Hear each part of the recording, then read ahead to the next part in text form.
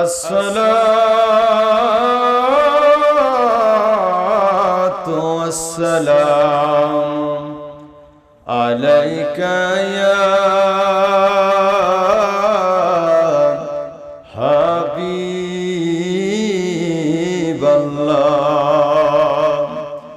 আসসালাতু ওয়াসসালাম আলাইকা ইয়া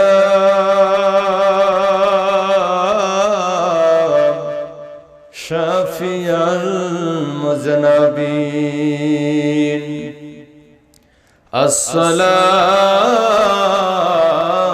ওয়াসসালাম আলাইকা ইয়া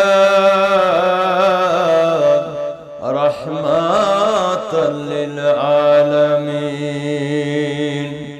وقال الله تعالى إن الله وملائكته يصلون على النبي يا أيها الذين آمنوا صلوا عليه وسلموا تسليما। জবান খুলে আল্লাহুম্মা সাল্লি আলা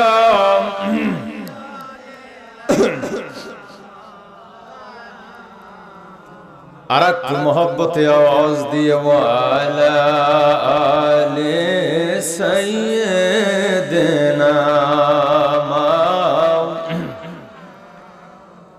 নবীর শানে মহব্বতে ভালোবাসা দিয়ে আর একটু আওয়াজ দিয়ে আমার নবীর পক্ষে যারা একটু মহব্বতের সুরে পড়ি আল্লাহুম্মা সাল্লিম। মাশাআল্লাহ মাশাআল্লাহ। মাওলানা আর একটু মহব্বতের আওয়াজ দিতে হবে আব্বা ওয়ালা আলি সাইয়্যিদিনা মাওলানা। নিশে তোর যায়ের ফাঁকি দিয়া সোনার আদম নিশিত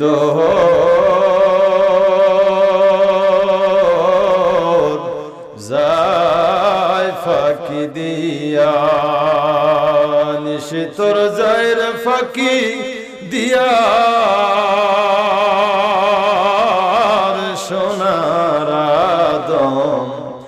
নিশিত যায় ফাঁকি দিয়া। আদম রে কামিনী রই কোলে রইলি তুই ঘুমে। সারা নিশি কাটাইলি তুই ঘুমায়া রে ঘুমায়া। নিশিত যায় ফাঁকি দিয়া। নিশিতর যায় রে ফাঁকি দিয়া সোনার আদম নিশিত যায় ফাঁকি দিয়া। আল্লাহুম্মা মাওলানা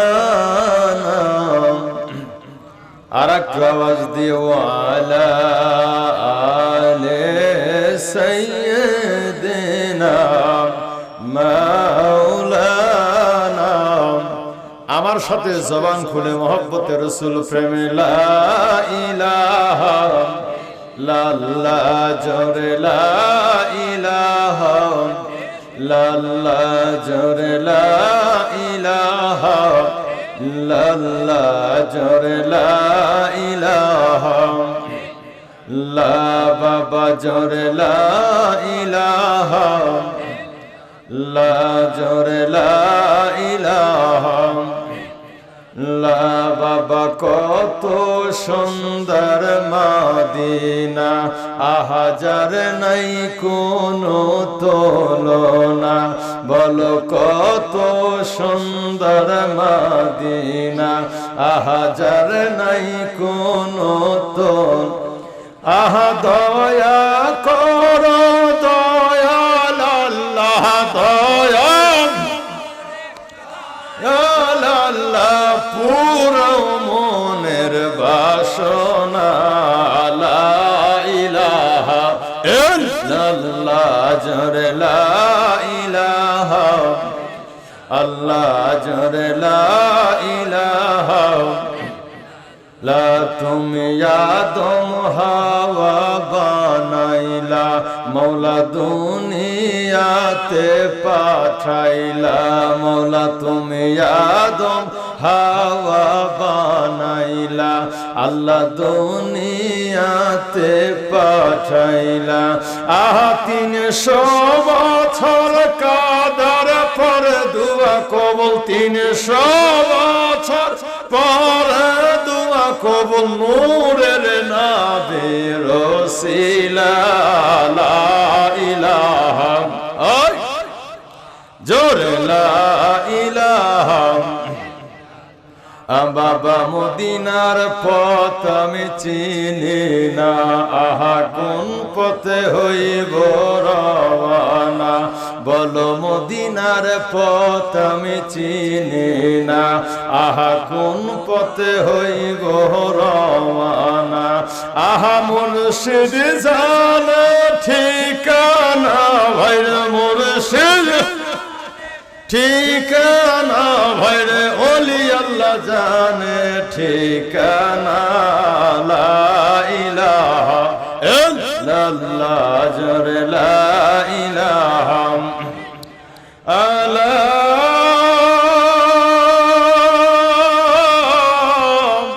ইলাহা ইল্লাল্লাহ মুহাম্মাদুর রাসূলুল্লাহ সাল্লাল্লাহু আলাইহি ওয়াসাল্লাম। মদিনা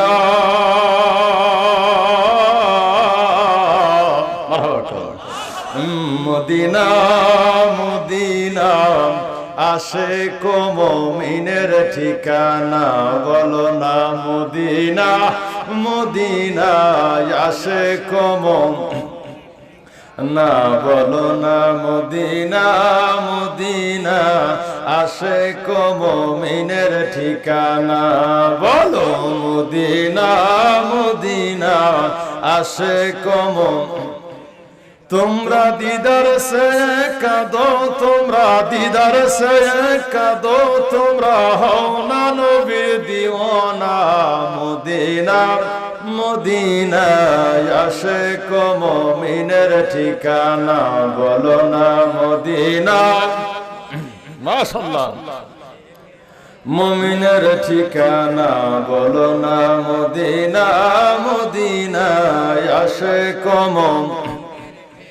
বাবা জালালউদ্দিন সৈয়দে ৭৫ বার দেখলো নবীজি। সিল্লা বলেন মারহাবা। বাবা জালালউদ্দিন সৈয়দে ৭৫ বার দেখলো নবীজি।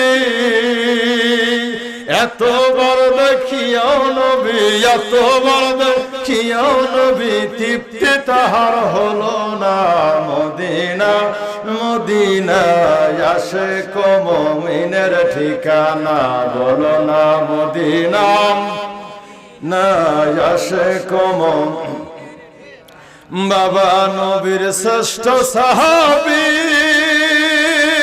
আবু বকর সিদ্দিক। সিল্লা বলো না মারহাবা। বাবা নবীর শ্রেষ্ঠ সাহাবী আবু বকর সিদ্দিক। ভালোবাসা শুইল পাশে, ভালোবাসা শুইল পাশে, দেখা এসো মদিনা মদিনা মদিনা আশিক মুমিনের ঠিকানা। বলো না মদিনা মিনের ঠিকানা বলো না মদিনা, মদিনায় আসে কমন। বাবাজি, আমি না খান্দা গুনাহগার গোলাম। আলোচনা শুরু করার আগে একটা বড় তিতা কথা বলে দিয়ে যায় আপনাদের কাছে। আরে তিতা কথাটা কি বলবো, কারণ কথায় আছে আগে তিতা পরে মিঠা, ঠিক কেনা জোরে? কি তিতা কথাটা বলবো আমার আব্বা, একটা বড় মজার তথ্য আমি আপনাদের কদমে দিয়ে যাই। একজন মানুষের নামাজ, রোজা, হজ, যাকাত, দাড়ি, টুপি, লেবাস, জুব্বা, পাগড়ি, বড় বড় মাওলানা টাইটেল পাশের দাম আছে, যদি তার মধ্যে ঈমান পাওয়া যায়, ঠিক কেন জোরে কর? যার মধ্যে ঈমান নাই, তার নামাজ, রোজা, হজ, যাকাত, দাড়ি, টুপি, লেবাস, জুব্বা, পাগড়ি, ওর মতো মাওলানার 4 পয়সার কোনো জাহানে দাম নাই, ঠিক কেন জোরে কানাম্মা? আর ঈমান থাকলে নামাজের দাম আছে, ঈমান থাকলে হজের দাম আছে, দাড়ি টুপি পরার দাম আছে, মাওলানা পাস করার দাম আছে, ঠিক কেন জোরে কোন? আরে ঈমান নাই, তোমার মতো আমলের 4 পয়সার দোনো জাহানে আমার আল্লাহর দরবারে দাম নাই। আয় আমার আব্বা, আপনাদের কদমে আমি হাত রেখে বলে যাই, আরে ঈমান থাকলে যদি আমলের দাম আছে, তাইলে ঈমান কারে কয়? ভালো করে শুনে রেখে দাও, 5 ওয়াক্ত নামাজ পড়ার নাম ঈমান না। লক্ষ টাকা খরচ করে খানাই খাবা জিয়ারত করার নাম ঈমান না। মাথার মধ্যে দাঁড়িয়ে, মাথার মধ্যে টুপি, মুখের মধ্যে দাঁড়িয়ে রাখার নাম ঈমান না। লক্ষ লক্ষ মানুষের নামাজের জামাতে শরীক হওয়ার নাম ঈমান না। দেশ বিদেশে ঘুরে বড় বড় মাওলানা টাইটেল পাশের ডিগ্রি লাগানোর নাম হলো ঈমান না। বড় মুহাদ্দিস মুফতি হওয়ার নাম ঈমান না। ঈমান হলো সমস্ত ফরজ সুন্নাত সমস্ত আমলের আগে সর্বপ্রথম হলো আমার নবীর প্রতি প্রেম আর মহব্বত, ভালোবাসা, ঠিক কেন যখন নারায়ে তাকবীর, সর্বপ্রথম আমার নবীর প্রতি প্রেম আর মহব্বত, ভালোবাসার নাম ঈমান। এই কথা নাই আমি গুনাহগার মাওলানা রবিউল ইসলাম জিহাদি বলি না, আমার নূরের নবী জবান মুবারকে কয়, কল আলাইহিস সালাতু ওয়াস সালাম, হুব্বুর রাসূলি মিনাল ঈমান। মারহাবা কোন মারহাবা।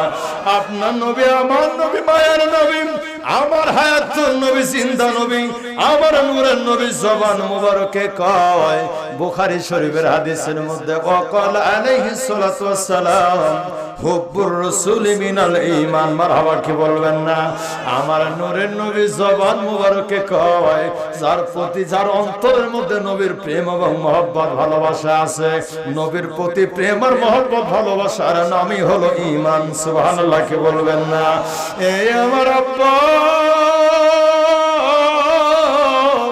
নবীর প্রতি প্রেম আর মহব্বত, ভালোবাসা যদি ঈমান হয়, তাইলে আমি গুনাহগার, আমি বলবো যার অন্তরের মধ্যে নবীর প্রেম আর মহব্বত, ভালোবাসা নাই, তার নামাজ, রোজা, হজ, যাকাত, দাড়ি, টুপি, লেবাস, জুব্বা, পাগড়ির 4 পয়সার দুনিয়ায় দাম না।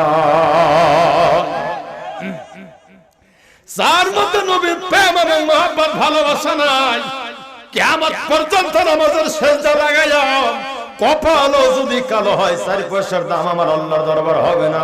যার মধ্যে নবী প্রেম নাই, তামাম পৃথিবীর বড় আলেমের দাবিদারও যদি হয়, বুজুর্গের দাবিদারও যদি হয়, তার মধ্যে যদি নবী প্রেম পাওয়া না যায়, ওই রকম জ্ঞানী বুজুর্গের আমার আল্লাহর দরবারে 4 পয়সার দাম হবে না। আমার আপনার নবী, নূরের নবী জবান মুবারকে কয়, মুসলিম শরীফের হাদিস, ওয়াকাল আলাইহিস সালাতু ওয়াস সালাম, লা ঈমানা লিমান লা মুহাব্বাতা লাহু, যার অন্তরের মধ্যে নবীর প্রেম এবং মহব্বত, ভালোবাসা নাই, আমার নূরের নবী জবান মুবারকে কয়, যার মধ্যে আমি নূরের নবীর প্রেম এবং মহব্বত, ভালোবাসা নাই, তার ঈমান নাই। এক কথা, তার ঈমান নাই। জোরে বলবেন না মারহাবা? এই আমার আব্বা, আরেকটা মজার কথাই আমি আপনাদের কদমে বলে দিয়ে যাই। বুখারী মুসলিম শরীফের হাদিসের মধ্যে আমার নূরের নবী জবান মুবারকে কয়, ওয়াকাল আলাইহিস সালাতু ওয়াস সালাম, ইন্নাল ঈমানা লা ইয়াজিরু ইলাল মাদিনা। আপনার নবী, আমার নূরের নবী, আমার জিন্দা নবী হায়াতুন নবী আমার পেয়ারা রাসূল সালাতুন ইয়া রাসূলুল্লাহ মারহাবা কি বলবেন না আমার নূরের নবী জবান মুবারকে কয় ইন্নাল ঈমানা লা ইয়াজিরু ইলাল মাদিনা আরে যার অন্তরের মধ্যে নবীর প্রেম এবং মহব্বত ভালোবাসায় আছে আমার আব্বা তার বাড়ি হতে পারে বাংলাদেশ যার মধ্যে নবীর প্রেম এবং মহব্বত ভালোবাসা আছে তার বাড়ি হতে পারে Pakistan Bharat America Bulgaria Singapore Malaysia Myanmar Nepal Burma Sri Lanka যেখানে থাক না কেন আব্বা যার মধ্যে আমার নূরের নবীর প্রেম এবং মহব্বত ভালোবাসা আছে যার মধ্যে আমার নবীর প্রতি দরদ আছে ওই লোকটার বাড়ি তামাম দুনিয়ার যেখানে থাক না কেন আব্বা আমার নূরের নবী জবান মুবারকে কয় ইন্নাল ঈমানা লা ইয়াজির ইলাল মাদিনা ওই লোকটার মন ওই লোকটার হৃদয় আমি রাসূলের রওজা মদিনায় পড়ে থাকে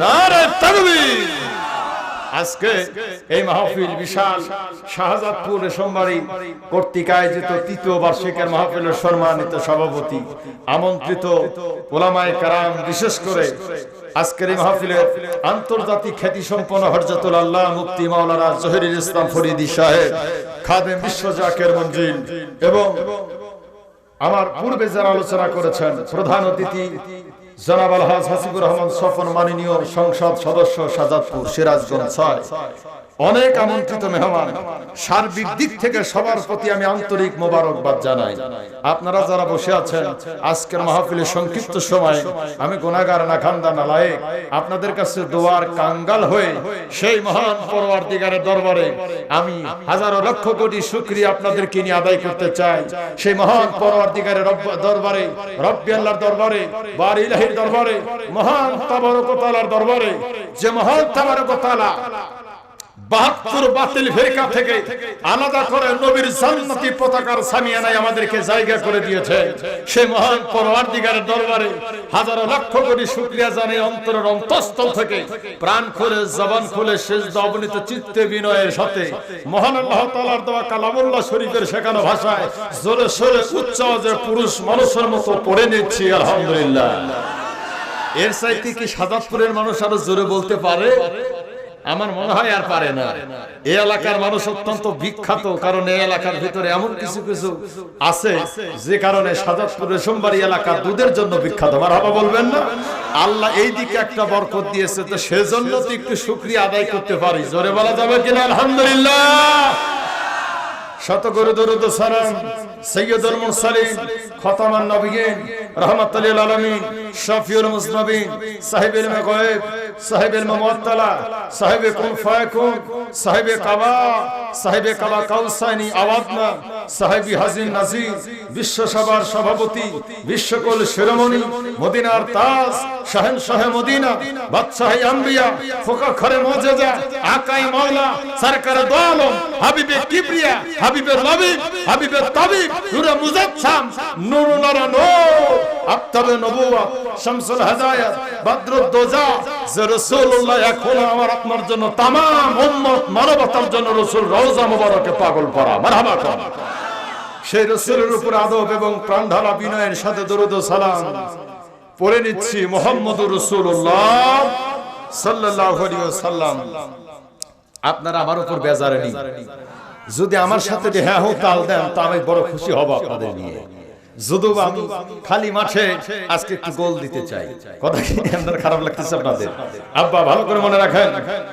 আজকে तमाम পৃথিবীতে সমস্ত ওয়াহাবি চক্র বাতিল চক্র যাই বলেন না কেন আলেম ওলামা লেখাপড়া করে এক শ্রেণীর আলেম যত ধরনের টানাটানি আল্লাহকে নিয়ে কেউ টানাটানি করে না আল্লাহর উপরে কেউ বেদাত শিরকের ফতোয়া দেয় না যত টানাটানি যত ফিতনা ফাসাদ যত কিছু হয়েছে আমার রাসূলুল্লাহকে নিয়ে ঠিক কেন জোরে কোন আমার নবীকে নিয়ে তো টানাটানি করো কেন কারণ রাসূল বিদ্বেষী তো আবু জাহেল উদ্বা সাইবা রাসূল বিদ্বেষী ইহুদি খ্রিস্টান নাসারারা রাসূল বিদ্বেষী হলো ইয়াজিদের গোষ্ঠীরা তোমরা আলেম হয়ে এই দেশে এত কিছু না পাওয়া তোমরা নবীকে নিয়ে তো টানাটানি হেসরে করো কেন নবীর ব্যাপারে এত তহমত দাও কেন রাসূলের ব্যাপারে বেদাত শিরক ফতোয়া লাগাও কেন তারা কই এই জন্য লাগায় আমরা তো আবু জাহেলের বংশের রক্তের লোক আমরা আবু জাহেলের বংশের মানুষ আমরা ইয়াজিদের দরবারের লোক আমরা হলাম ইহুদি খ্রিস্টানদের টাকা খাওয়ালো, এই কারণে যত বড়ই আলেম হয় না কারণ নবীর বিদ্বেষী না করলে অন্তরে টাকা হজম হবে না।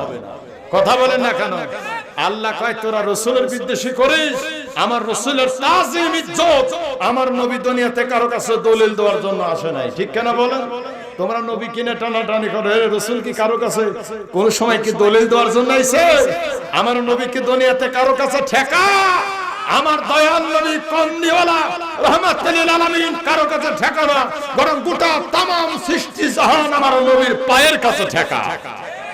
আমার রাসূলুল্লাহ যদি জবান দিয়ে হালাল কয় আল্লাহ হালাল বানায়, রাসূলুল্লাহ যদি জবান মোবারক দিয়ে নূরের জবানে বের করেছেন এটা হারাম আল্লাহ হারাম বানায়, রাসূল যদি কয় ডান আল্লাহ কয় এটা ডান বানায় দিলাম। মারহাবা কর। রাসূলুল্লাহ যদি কয় এটা বাম আল্লাহ বাম বানায় দেয়। আমার নবীজি নূরের জবান দিয়ে যদি কয় এইটা হবে পশ্চিম আল্লাহ কয় এটা পশ্চিম, এইটা পূব আমার আল্লাহ পূব বানায় দেয়। রাসূলুল্লাহ জবান দিয়ে যদি বলে এটা হালাল এটা হালাল, এটা হারাম হারাম, এটা জায়েজ ওইটা জায়েজ, রাসূলুল্লাহ যদি বলে ওইটা না জায়েজ আল্লাহ পরওয়ার কয় আপনি যাতে আমু রাজি তাতে ওইটাও না জায়েজ। নাউজুবিল্লাহ বলে। তার মানে আরেকটা মহব্বতের নজরে আমি কথা বলে দিয়ে যাই, আমার রাসূলুল্লাহর সিদ্ধান্ত আমি আল্লাহ পরওয়ারদিগারের সিদ্ধান্ত। রাসূলুল্লাহ কয় খানায় কাবা বাইতুল মুকাদ্দাস বাতিল হয়ে হবে মক্কা শরীফের কাবা ঘর, আল্লাহ কয় আপনি যাতে রাজি আমি আল্লাহ তাআলা রাজি, বাইতুল মুকাদ্দাস বাতিল করে খানায় কাবা কিবলা বানালাম আমার রাসূলুল্লাহর খাতিরে। মারহাবা কর। বড় জোর কথা হলে আমরা রাসূলুল্লাহকে যতই টেনে হেঁচড়ে নামানোর চেষ্টা করি, সারা পৃথিবীর মানুষ আমার নবীকে যদি তাজিম না করে দরুদ সালাম না পড়ে নবীর ইজ্জত যদি না দেয়, আমার রাসূলুল্লাহর কয় পয়সার ক্ষতি হবে?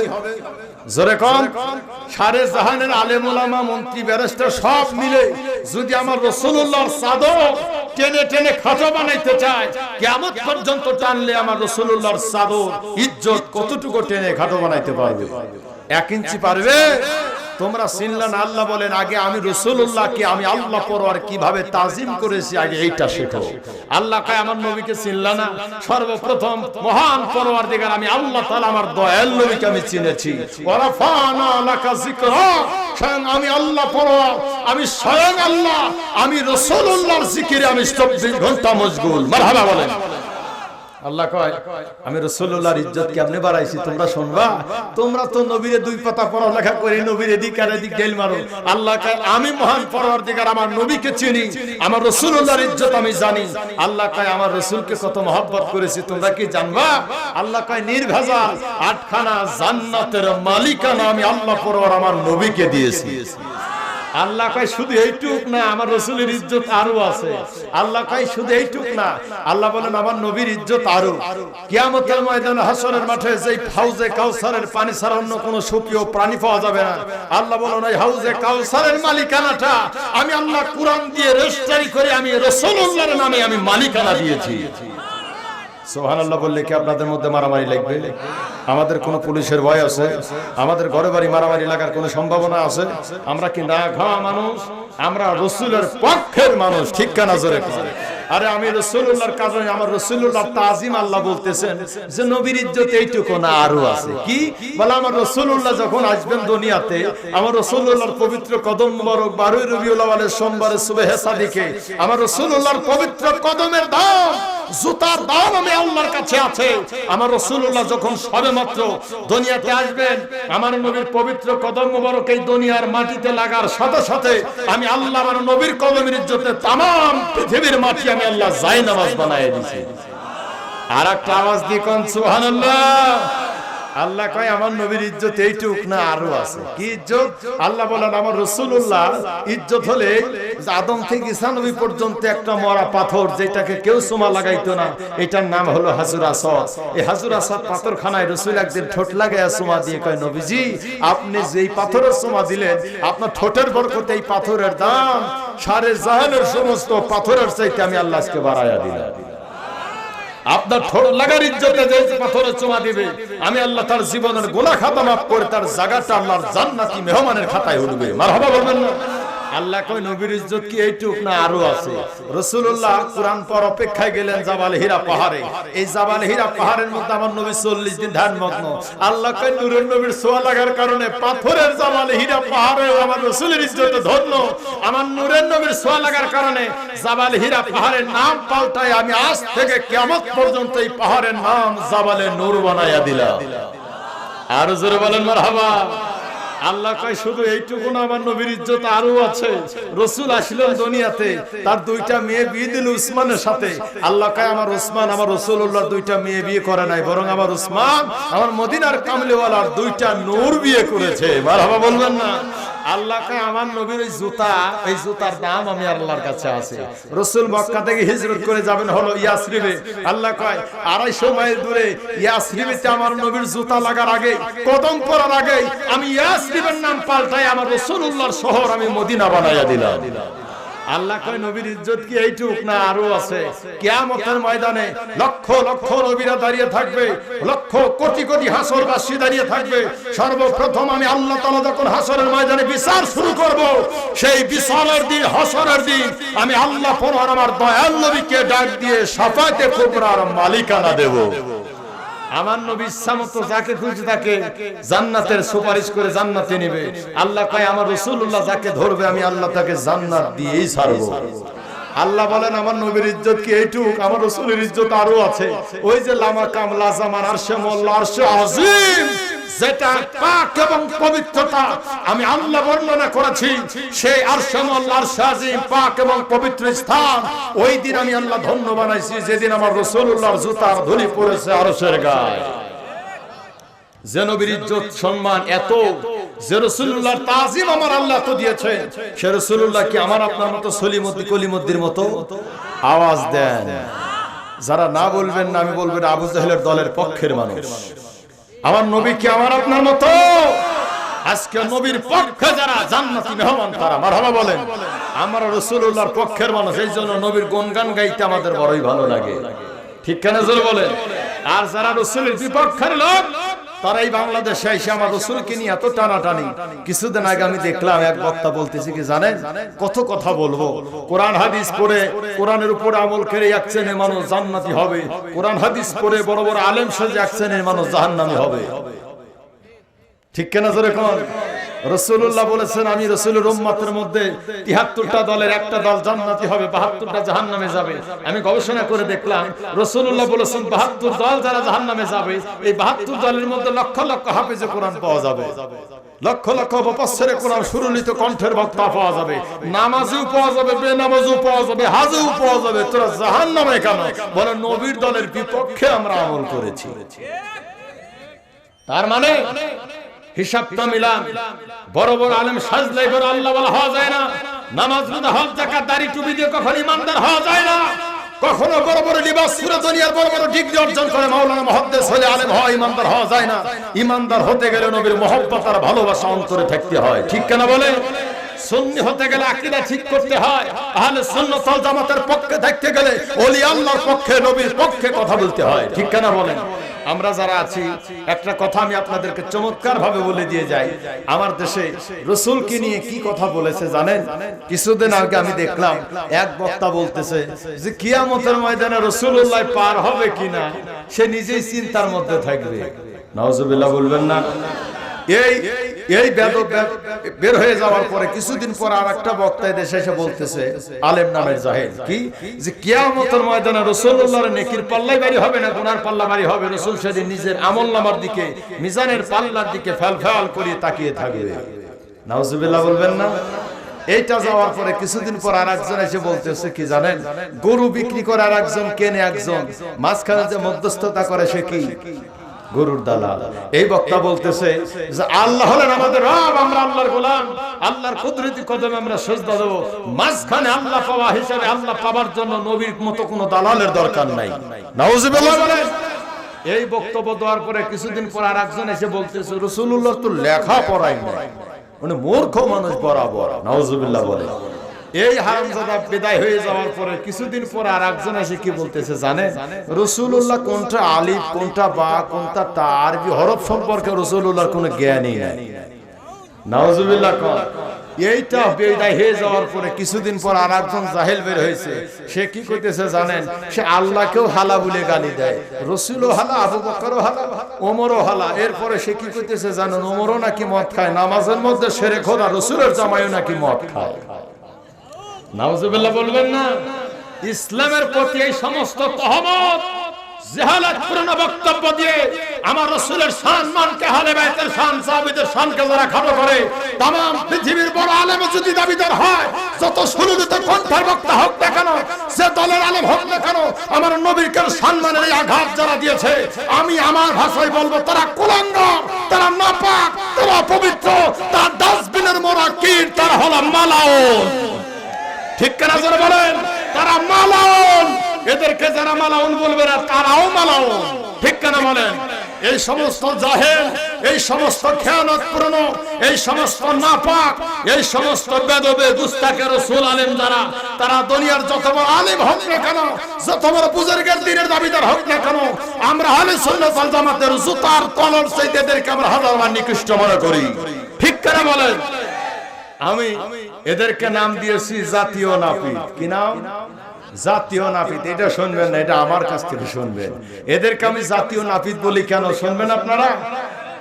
আমরা শাহজাদপুরের মানুষ, যদি কোনো নাপিতের কাছে কেঁচি থাকে তো সে কি কাটবে? জোরে কর, চুল কাটবে। যদি কোনো দর্জির কাছে কেঁচি থাকে, টেইলার্স মাস্টার, তার কাছে কেঁচি থাকলে সে কি কাটবে? কাপড় কাটবে। আর যারা ইয়াজিদের পক্ষে, যারা আবু জাহেলের পক্ষে, মুনাফিকের পক্ষে, যারা আল্লাহ এবং তার রাসূল বাদ দিয়ে নিজের দলের স্বার্থের পক্ষে যারা ইসলামকে ব্যবহার করে আলেম ওলামার নাম ধরে এদেশে যারা কিছু হাতে করে এসেছে, তাদেরকে আমি জাতীয় নাপিত বলি। এই সমস্ত জাতীয় নাপিত উলামায়ে সু অপবিত্র জাহালতপূর্ণ বক্তব্য যারা দেয়, এই আলেম নামের জাহেলদের হাতে যদি কেসি থাকে, তারা কি কাটবে? চুল কাটবে? আওয়াজ দেন, চুল কাটবে? তারা কি কাপড় কাটবে? এই সমস্ত আলেম নামের কুলাঙ্গারদের হাতে যদি কেসি থাকে, তারা এই দেশে চুল কাটবে না, গাছ কাটবে না, কাপড় কাটবে না, তারা ইসলাম কাটবে। ঠিক কেন জোরে কর? মানুষ অল্প হইলে হবে কি? আমাদের তো ঠিক কেনা জোরে কর? এরা কোন সময় দর্জি, এরা কোন সময় কাপড় আর চুল কাটবে না। এই সমস্ত জাতীয় নাপিতের কাজ হলো আলেম নামের লেবাস ধরে আমার রাসূলুল্লাহর ইসলামকে তারা কাটতে শুরু করবে। ঠিক কারা যারা বলেন? তাহলে আপনারা আমাকে বলেন হুজুর, তাইলে এই সমস্ত নাপিত আলেমরা দেশে কি কাটছে, কি কাটিছে ইসলামের মধ্যে? কেসি দিয়ে দিয়ে আমি কি একটু বলবো আপনাদের কাছে? আপনাদের বিরক্ত হচ্ছেন না তো? ওয়াজ আমি একটু শুরু করতেছি, একটু পর অপেক্ষা করেন। তাহলে কি কাটিছে তাহলে আমি আপনাদের একটু বলে দিয়ে যাই। তারপরে এক নম্বরে এই বাংলাদেশে, আমি আমার বাংলাদেশের কথাই বলি, বাইরের রাষ্ট্রে আমি যতটুকু গিয়েছি, আল্লাহ অনেক রাষ্ট্র আমাকে নিয়েছেন, আমি সব কথা বলবো না, বাংলাদেশের কথা বলি। এই সমস্ত জাতীয় মুনাফিক শ্রেণীর আলেম নামের জাতীয় নাপিত যারা, এরা বাংলাদেশে কেসি হাতে করে আসে নাবি পড়লো কোথায়? আল্লাহ রাসূল থেকে শুরু করে নিয়ে পর্যন্ত সমস্ত সাহাবী আসবেন, তাবিঈন, খোলাফায়ে রাশিদিন, সমস্ত ইমাম মুজতাহিদগণ, আউলিয়া কারাম, এদেশের লক্ষ সুন্নি মুসলমান আমরা 20 রাকাত তারাবির পক্ষে নামাজ পড়ে এসেছি। কথা কন নাকি? আমরা 20 রাকাত তারাবি নামাজ পড়েছি। আর এই দেশের এক শ্রেণীর নাপিত কিছুদিন পরে নেমে গেল। কিছুদিন আগে নাপিত শ্রেণীর আলেমেরা এসে কইতেছে যে 20 রাকাত তারাবির মধ্যে এরা এসে কেসি চালায়, বলতেছে যে 20 রাকাত তারাবি দিয়ে কেসি দিয়ে 12 রাকাতের কোনো দলিল নাই, 8 রাকাত চলবে। আছে না নাই? কি বললো দেখছেন? ধারাবাহিকভাবে 1000 বছরের মধ্যে আমরা 20 রাকাত তারাবি নামাজ আমরা আদায় করি, কিন্তু এই শ্রেণীর নাপিত শ্রেণীর আলেম ওলামা আইসে 20 রাকাত তারাবির মধ্যে কয় কেসি আগে 20 রাকাত তারাবি দিয়ে শুরু হোক কাটাকাটি। প্রথমে 20 রাকাত তারাবি নামাজের মধ্যে কেসি চালায় দিয়ে 12 রাকাত বাদ দিয়ে তারা 8 রাকাত রাখছে। কথা কি বুঝতেছেন? তারাবি নামাজ কাটার পরে এই পরে নাপিতরা চিন্তা করতেছে, আর দেখতো কোনে কেসি মারা যায়। এরা কেসি দিয়ে তালাশ করতে করতে বলতেছে, এবার তারাবি যেহেতু 12 রাকাত কাটে আমরা শিরক আর বেদাতের ফতোয়া দিয়ে দিছি, তাহলে এবার 5 ওয়াক্ত নামাজের মধ্যে দেখো কেসি মারা যায় কোথায়। এরা বলতেছে 5 ওয়াক্ত নামাজের মধ্যে তো সূরা ফাতিহাও কাটা যায় না, রুকু সিজদাও কাটা যায় না, তবে 5 ওয়াক্ত নামাজের পরে যে আমরা হাত তুলে মুনাজাত করি, এই নাপিতের দরকার নামাজের পরেই মুনাজাত তাড়াতাড়ি কেসি লাগায় কাটে বেদাত শিরকের ফতোয়া দিয়ে দাও। নামাজে মোনাজাতের পরে ওরা নামাজের পরে মোনাজাত কাটিয়ে দিছে। 5 ওয়াক্ত নামাজের পরে এই নাপিতের দল মোনাজাত বাদ দিয়ে দিল, শিরকের ফতোয়া লাগায়া। এরপরে না 5 ওয়াক্ত নামাজের পরে মোনাজাত কাটার পরে এরপর ওরা গবেষণা করলে এবার কি কাটা যায়, বলে এইবার আরেকটা নামাজ আছে, সেটা হলো জানাজা নামাজ।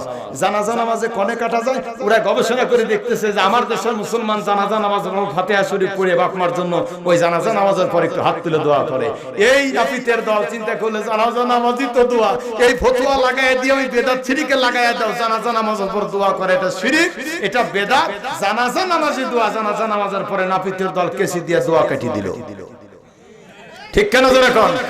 এখন জানাজা নামাজের দোয়া শেষ, এরপরে মাজার জিয়ারত করব। মাজার জিয়ারতে অনেক যা বেদাত শিরকে ফতোয়া লাগাই দিয়ে কি কোরআন হাদিসে নেই, এটা বিদআত, এটা শিরক, কেসি দিয়ে সেটাও কাটিছে, ওলি আল্লাহর দরবার কাটিছে কেসি দিয়ে, বায়াত হওয়া কাটছে, সবে কদর কাটিয়ে শেষ, সবে মিরাজ কাটিয়ে শেষ, ঈদে মিলাদ কাটিয়ে শেষ, মিলাদ কিয়াম কাটিয়ে শেষ, কাটতে কাটতে ছয় শরীফ পারো শরীফ কাটিয়ে কুটিয়ে এই নাপিতের দল লাস্টে আসি কেসি মারছে, কোনে বলবো না একটু এমন একটা জায়গা কেসি মারছে, আল্লাহর পরে আমার রাসূলুল্লাহর নাম, লা ইলাহা ইল্লাল্লাহর পরে মুহাম্মদুর রাসূলুল্লাহ, মারহাবা বলবেন না? আল্লাহর সাথে সাথে আমার রাসূলুল্লাহর নামটা লেখা, এই জায়গা কইতেছে রে গোটা কোরআনের মধ্যে তো এক জায়গা ওর আল্লাহর পরে নবীর নামের এই কালেমা নাই, বরং লা ইলাহা ইল্লাল্লাহর পরে মুহাম্মদুর রাসূলুল্লাহ, এই কালেমার মধ্যে কেসি মারিয়া বলে আল্লাহ ঠিক আছে, রাসূলুল্লাহকে বাদ দেওয়া। নাউজুবিল্লাহ বলেন। আমি মাহফিল একটা কোরআন শরীফ পেলে অত্যন্ত খুশি হইতাম, আমার বড় আফসোস লাগতেছে এত বড় মাহফিল লক্ষ লক্ষ টাকা খরচ করছে, 350 টাকা একটা কোরআন শরীফ নাই, এর চাইতে বড় আফসোসের কি হতে পারে? আপনারা কি আমার নবীর পক্ষের মানুষ? তাহলে ডাইনি ভাবে না তাকান, আমি কথা বলতেছি, আমি রেফারেন্স দেব কোরআনের, বুঝতেছেন? এই কারণে কোরআনটা থাকা দরকার। তবে আমার মনে হচ্ছে যে আমি এখন বাদ দিয়ে চলে যাই, সরাসরি একটা কোরআনের আবদার আমি করেছিলাম যে মাহফিল কোরআন হাদিস না, মাহফিল যাতে একটা কোরআন শরীফ নেই, মারে আমরা খাবো না, খাবে কারা? কথা বলেন না কেন আপনারা? তাহলে এই নাপিতের দল কোন জায়গা মারছে জানেন? লা ইলাহা ইল্লাল্লাহর পরে মুহাম্মদ রাসূলুল্লাহ।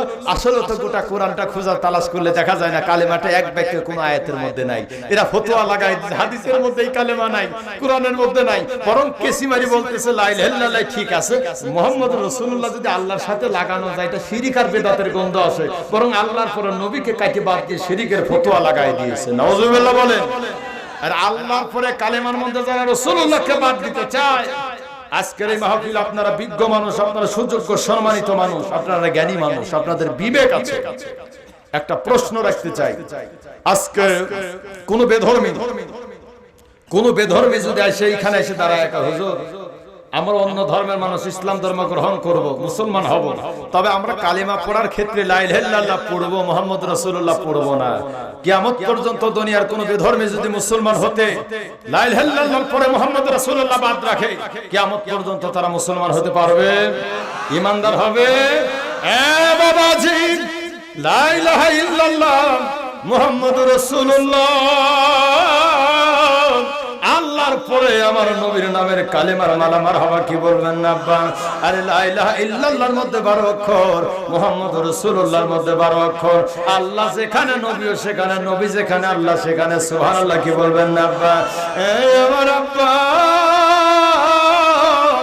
আল্লাহর পরে আমার নবীর নামের যে কালেমার মালা আছে, লা ইলাহা ইল্লাল্লাহর পরে মুহাম্মদুর রাসূলুল্লাহ, এই কালেমাটা আমি গুনাহগার রবিউল ইসলাম বানাই নাই, এই কালেমা মাওলানা জহুরুল ইসলাম ফরিদে বানাই নাই, এই কালেমা দুনিয়ার কোন এমপি মন্ত্রী ব্যারিস্টার বানাই নাই, এই কালেমা দুনিয়ার কোন জজ ব্যারিস্টার বানাই নাই, এই কালেমা দুনিয়ার কোন মুহাদ্দিস বানাই নাই, কোন মুফাসসির বানাই নাই, কোন আলেম ওলামা বানাই নাই, আল্লাহর পরে নবীর নামের কালেমা, এই কালেমাটা দুনিয়ার কোন নবীও বানাই নাই, কোন রাসূল বানাই নাই, কোন সাহাবী বানাই নাই। এক কথা, এই কালেমাটা দুনিয়ার কোন আলেম ওলামা বানাই নাই, এক কথা দুনিয়ার কোন মানুষ বানাই নাই। আরে আল্লাহর পরে নবীর নামের কালেমা সর্বপ্রথম বানাইছে সবার আগে আল্লাহ পরওয়ার। নারে তাকবীর। এ বাবাজি, আল্লাহ পরওয়ার সর্বপ্রথম আল্লাহর পরে আমার নবীর নামের কালেমার মালা বানায়া, আর সর্বপ্রথম तमाम পৃথিবীর ফাউন্ডেশন আমার আল্লাহ করেছেন। আল্লাহর পরে লা ইলাহা ইল্লাল্লাহ মুহাম্মদুর রাসূলুল্লাহর নামটা আমার আল্লাহ বসিয়েছেন, মারহাবা কি বলবেন না? এই যে বাবা, আল্লাহ যেখানে নবীও সেখানে। আজ যদি আমার সোনার বাংলাদেশে আল্লাহর পরে যারা নবী মানে না, আমি একটু গবেষণা করে তালাশ করে দেখলাম, আমার দয়াল নবীর সময় আল্লাহর পরে নবী মানে না আবু জেহেলের গোষ্ঠীরা, আল্লাহর পরে নবী মানে না ইহুদি খ্রিস্টান আর নাসারারা। ১৩,০০০ বছর পরে যারা আল্লাহর পরে নবী মানতে চায় না, আর ১৫০০ বছর পর আল্লাহর পরে যারা নবীকে বাদ দিতে চায়, নবী মানতে চায় না, আমি তালাশ করে দেখলাম এরা আলেম হতে পারে, তবে এরা ইহুদি খ্রিস্টানদের মতো এদেশে দালালি করে নাইলে টাকা খায়। এই ১৫০০ বছরের মধ্যে দুনিয়ার কোন আলেম ওলামা আজ পর্যন্ত বললো না, কোন মাযহাবের ইমাম বললো না আল্লাহর পরে নবী মানা যাবে না। আরে আল্লাহর পরে ১৫০০ বছর পরে যারা নবীকে বাদ দিতে চায় এরা আমার নবীর পক্ষের মানুষ না, এরা হলো আবু জাহেলের পক্ষে, আমার রাসূলের বিপক্ষের মানুষ। ঠিক কাজরে খান এই আমার আব্বা, এইবার গত রমজান মাসে আল্লাহ আমাকে খানায় কাবায় নিয়েছিলেন। আব্বাস এই কাবা ঘরখানা আমার আমাকে সরাসরি দেখিয়েছেন। আব্বা একটা তথ্য আপনাদেরকে দিয়ে যায়, আরে কালেমার মধ্যে আল্লাহর পরে নবীর নাম, শুধু কালেমার মধ্যে না, ওই যে কাবা ঘরের খানে কাবার যে কালো একটা গিলাফ আছে, এই খানাই কাবার কালো একটা গিলাফের ভিতরে উপর থেকে নিচ পর্যন্ত 11টা ঘর করা আছে, চতুর্দিকে শত শত ঘর। এই খানাই কাবা কালো ঘরের মধ্যে ওই জায়গায় আমার সৌদি আরবের সরকার অ্যারাবিক ক্যালিগ্রাফিক ডিজাইনে লা ইলাহা ইল্লাল্লাহ মুহাম্মাদুর রাসূলুল্লাহ এই কালেমার অঙ্কনের মালাটা গোটা খানাই কাবার ওই কালো গিলাফের মধ্যে শত শত শত শত জায়গা লেখা। এ বাবাজি, আল্লাহ নামের কালেমাটা ওই খানাই কাবার গিলাফের মধ্যে চতুর্দিকে লেখা আছে। আব্বা আমার বাবা, আমি শুধু খানে কাবার কালো গিলাফের মধ্যে নবীর নাম লেখা দেখলাম না, আমি দেখলাম আল্লাহ নবীর নাম আছে এক জায়গা আল্লাহর কাবা ঘরের স্বর্ণের দরজার মধ্যে। এই হাতখানা দিয়ে বহুবার আল্লাহর কাবা ঘরের দরজাখানা আমি ধরেছি, আমি তাকিয়ে দেখলাম আল্লাহর কাবা ঘরের স্বর্ণের দরজার মধ্যে আল্লাহর পরে আমার নবীর নামের পঙ্ক্তিতে লেখা, আল্লাহর পরে নবীর নামের কালেমার নকশা করা। আমার হওয়া কি বলবেন না? আরে বাবা, শুধু তাই নয়, আমি 250 মাইল দূরে চলে গেলাম হলো দয়াল নবীর মদিনা রওজা মদিনায়।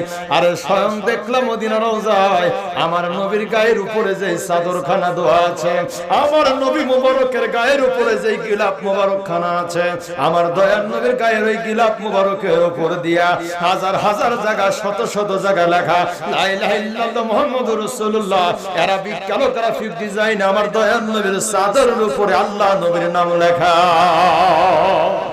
এ বাবাজি, শুধু আল্লাহ নবীর নাম আমার নবীর গায়ের চাঁদের উপরে লেখা নাই, বরং মসজিদে নববীর এই যে লাইট দেখা যায়, বাল দেখা যায়, গোটা লাইটের মধ্যে মসজিদে নববীর মধ্যে আল্লাহর সাথে আমার নবীর নামের কালেমা লেখা আছে, আর এক দেওয়ালের মধ্যে আল্লাহ তাআলার সাথে নবীর নামের কালেমা লেখা আছে। মারহাবা কি বলবেন না?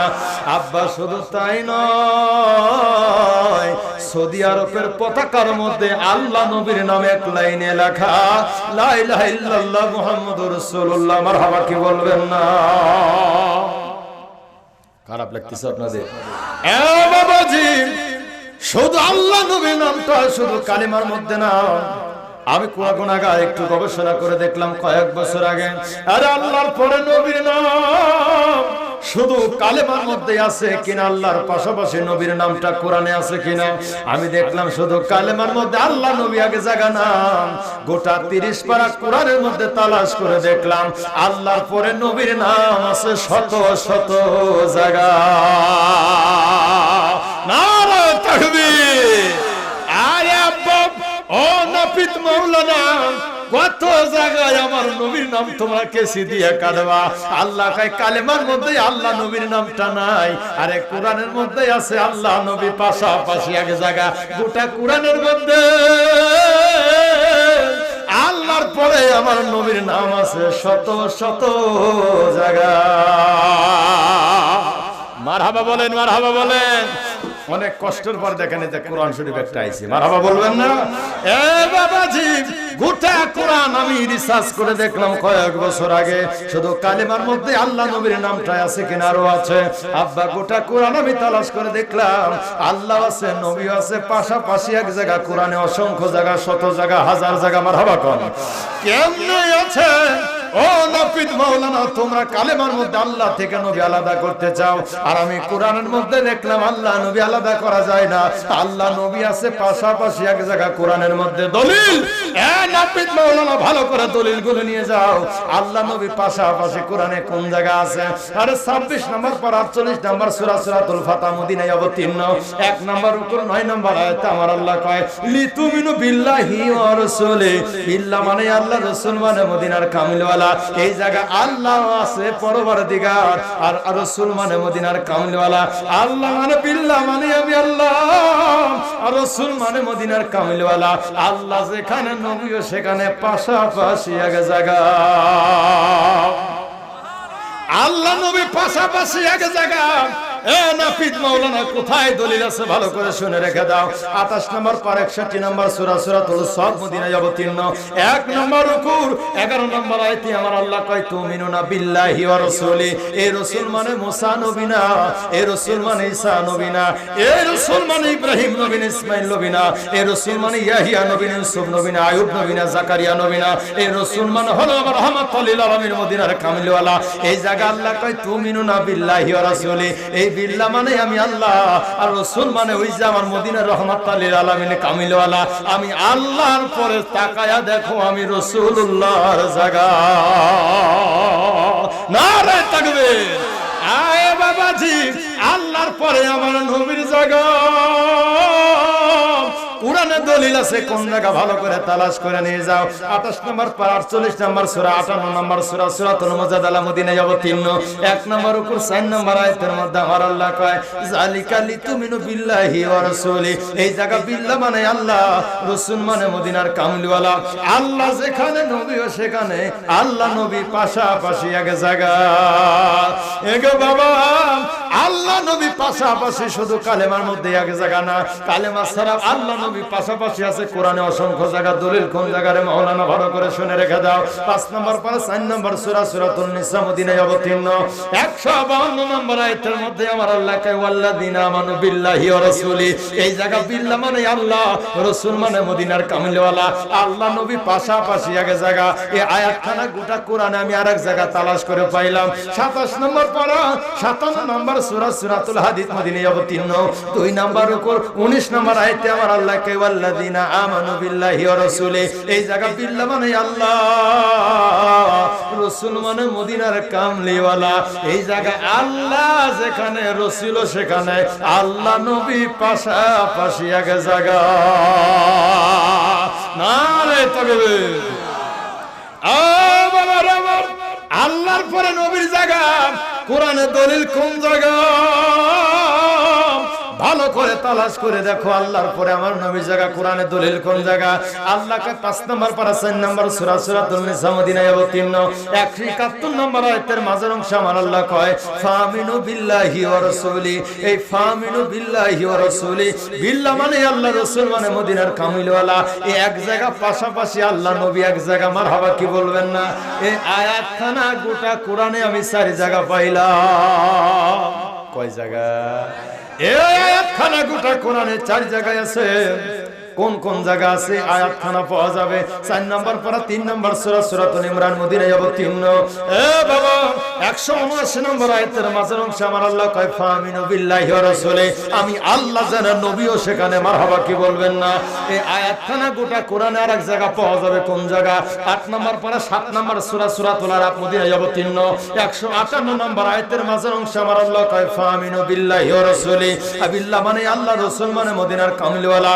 আমি আল্লাহ যেখানে নবীও সেখানে আল্লাহ নবী এক জায়গা। এই আয়াতখানা গোটা কোরআনে আরেক জায়গা পাওয়া যাবে। কোন জায়গা? 28 নম্বর পারা 66 নম্বর সূরা সূরাতুল তাগাবুন মদিনায় অবতীর্ণ 1 নম্বর রুকু 8 নম্বর আয়াতের মধ্যে আমার আল্লাহ কয় ফামিনু বিল্লাহি ওয়া রাসূলি। এই জায়গা বিল্লাহ মানে আল্লাহ, রাসূল মানে মদিনার কামিলওয়ালা। আল্লাহ যেখানে নবীও সেখানে আল্লাহ নবী এক জায়গা। এই আয়াতখানা গোটা কোরআনে আরেক জায়গা পাওয়া যাবে। কোন জায়গা গো আব্বা? 27 নম্বর পারা 17 নম্বর সূরা সূরাতুল হাদীদ মদিনায় অবতীর্ণ 1 নম্বর উপর 7 নম্বর আয়াত আল্লাহ কয় আমানু বিল্লাহি ওয়া রাসূলি। এই জায়গা বিল্লাহ মানে আল্লাহ, রাসূল মানে মদিনার কামলিওয়ালা। আল্লাহ যেখানে নবীও সেখানে তাকায়া দেখো নাফিতের দল আল্লাহর পরে আমার নবীর জায়গা সেইখানে। নারে তাকবীর।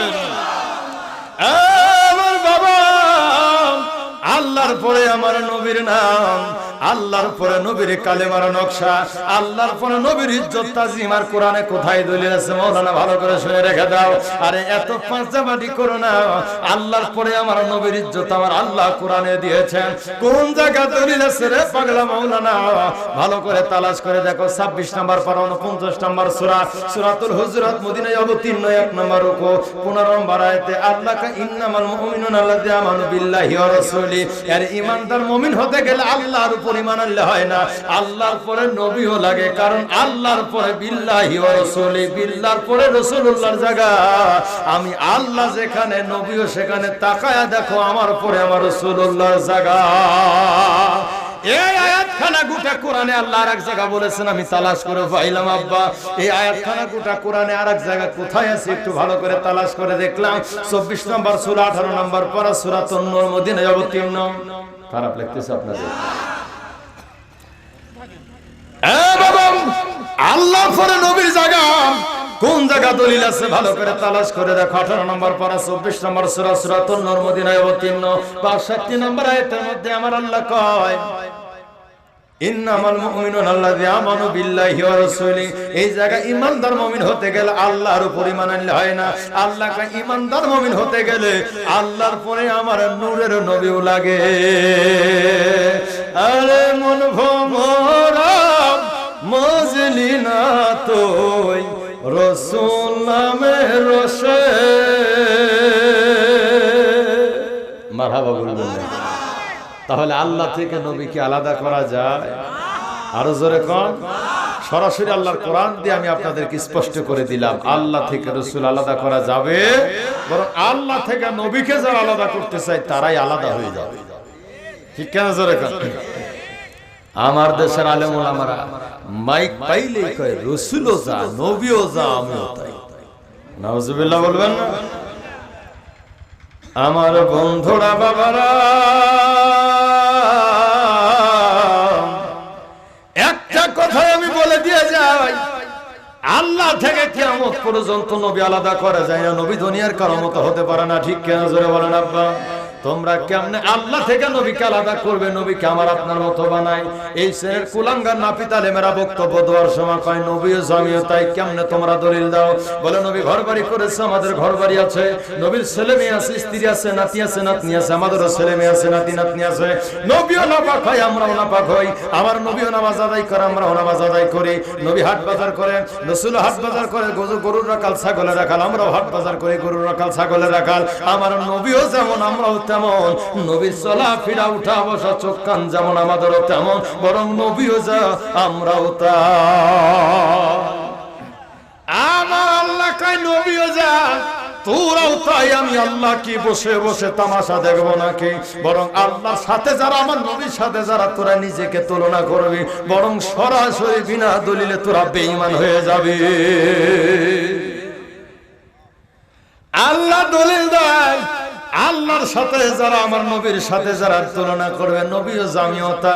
আরে গোটা কোরআন আমি রিসার্চ করে দেখলাম, আরে নবীর মতো দুনিয়ার কোন মানুষ হতে পারে না। ঠিক কেনা? জোরে কর। কেমনে তোমরা নবীর মতো বলো? আমার আল্লাহ পরওয়ারদিগার কয় তোরা নবীর মতো। নবী হাট বাজার করেছে, তোরা হাট বাজার করে। নবীর হাত আছে, পা আছে, চোখ আছে, নাক আছে, তোমরা ওইটার তুলনা করে নবীও জামিয়তা। আল্লাহ কয় আমি আল্লাহ তাআলা এইটা মুগুরের মতো একটা জবাব দিয়ে দিলাম। আমার দয়ার নবীর হাত, আমার নূরের নবীর হাত দুনিয়ার কারো হাতের মতো হবে। যখন আমার নূরের নবীর হাত দুনিয়ার কারো হাতের মতো না। আরে দয়াল নবীর হাত দুনিয়ার কোন মাওলানার মতো না, মুহাদ্দিসের মতো না। তুমি ছোট হও, বড় হও, মোটা হওয়ার চিকন হওয়া অসুবিধা নাই। আমার নূরের নবীর হাতের মতো দুনিয়ার কারো হাত হবে না।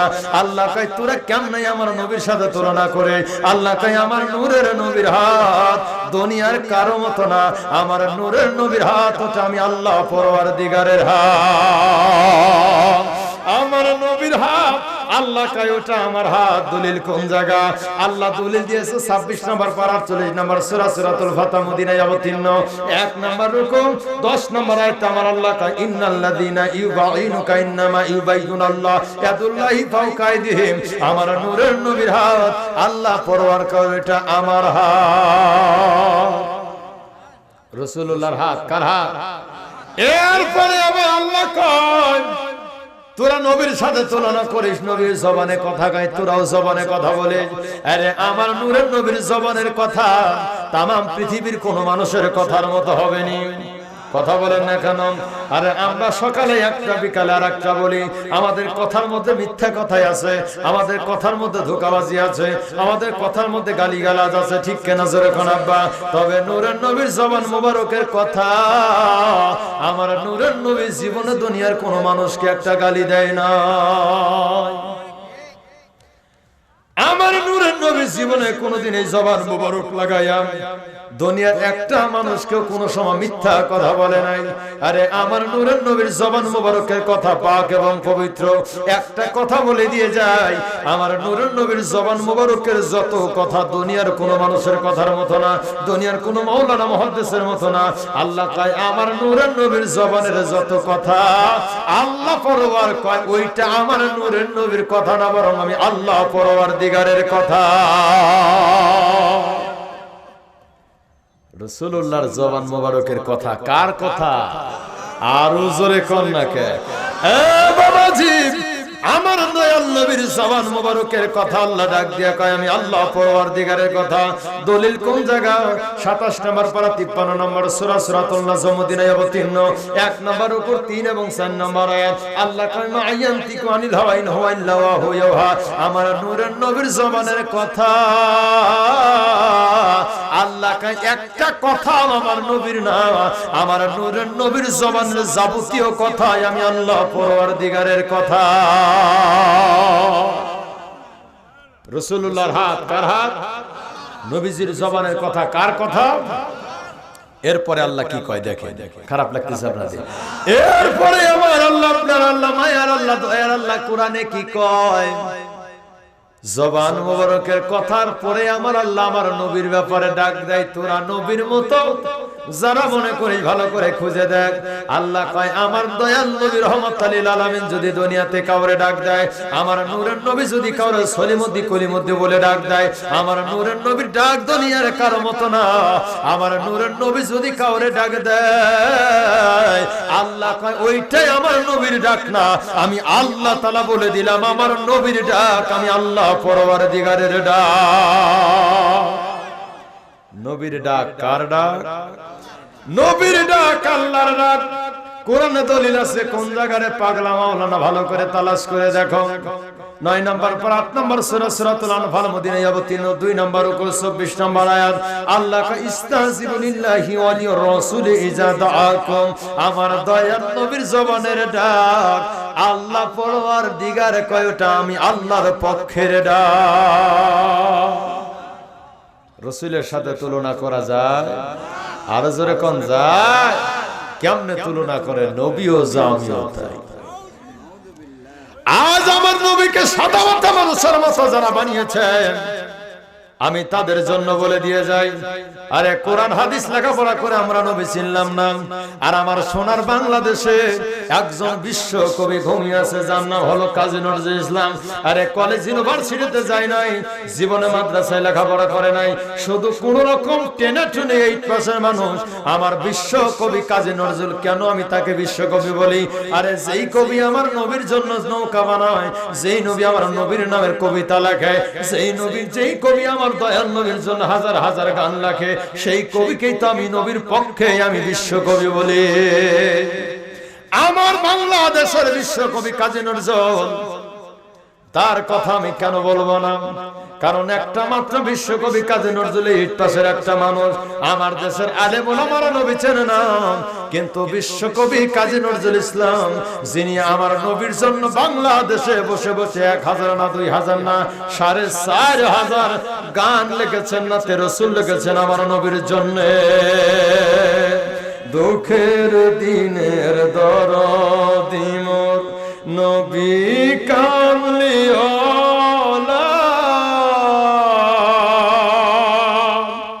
নবী কামলিওয়ালা,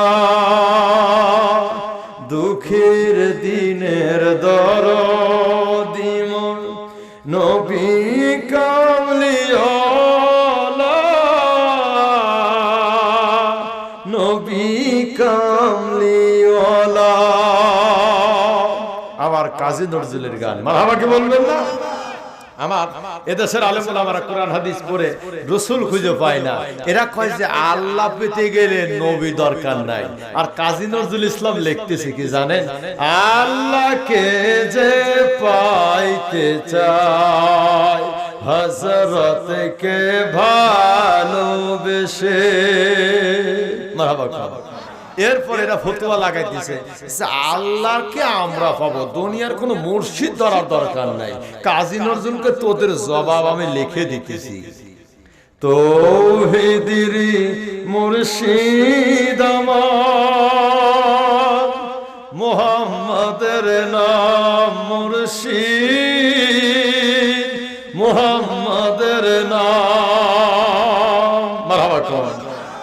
এই যে আমার কাজী নজরুলের জবাব, কাজী নজরুলকে কেন আমি বিশ্বকবি বলবো না, কত চমৎকার করে উনি লিখতেছেন। রাসূল আসবে দুনিয়াতে, সারে জাহান খুশি, আল্লাহ পরওয়ার খুশি, ফেরেশতা কুল খুশি। কাজী নজরুল কয় নবী দুনিয়াতে আসবে, আর আমি কাজী নজরুল না লিখে পারি।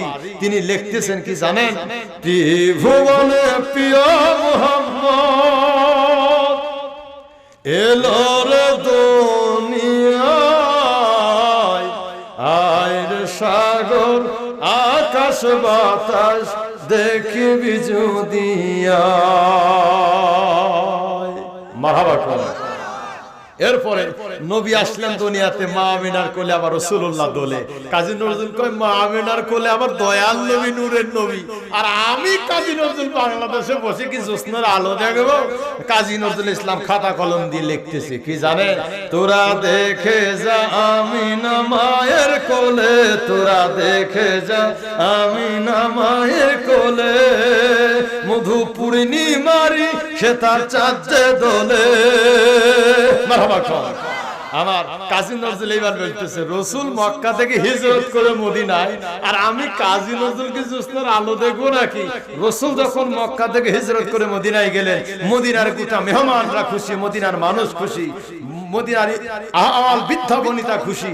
কাজী নজরুল কয় রাসূলুল্লাহ যদি তার নূরের কদমে ফেলার কারণে যদি মদিনাবাসী খুশি হয়, আমি কাজী নজরুল কি না লিখে পারি? তখন কাজী নজরুল লিখতেছে কি জানেন, কে এলো রে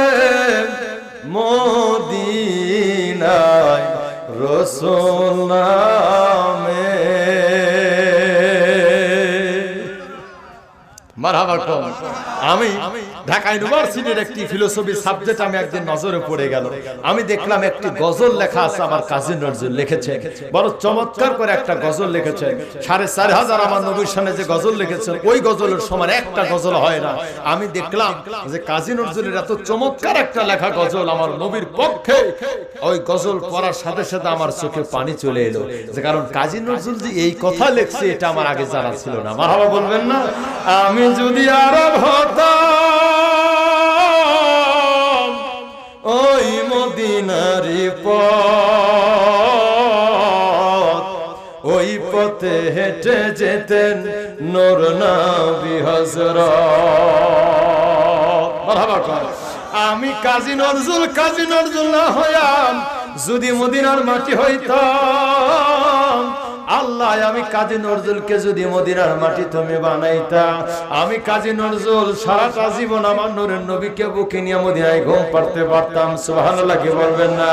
আমি কাজী নজরুল না বানায়া যদি মদিনার ধুলিকণা মাটি আমার বানাইতা, আমি কাজী নজরুলের গায়ের মধ্যে বক্ষে আমার হাসান হোসেনের কদমের ধুলি লাগতো, খেলাধুলা করতো। মারহাবা কি বলবেন না?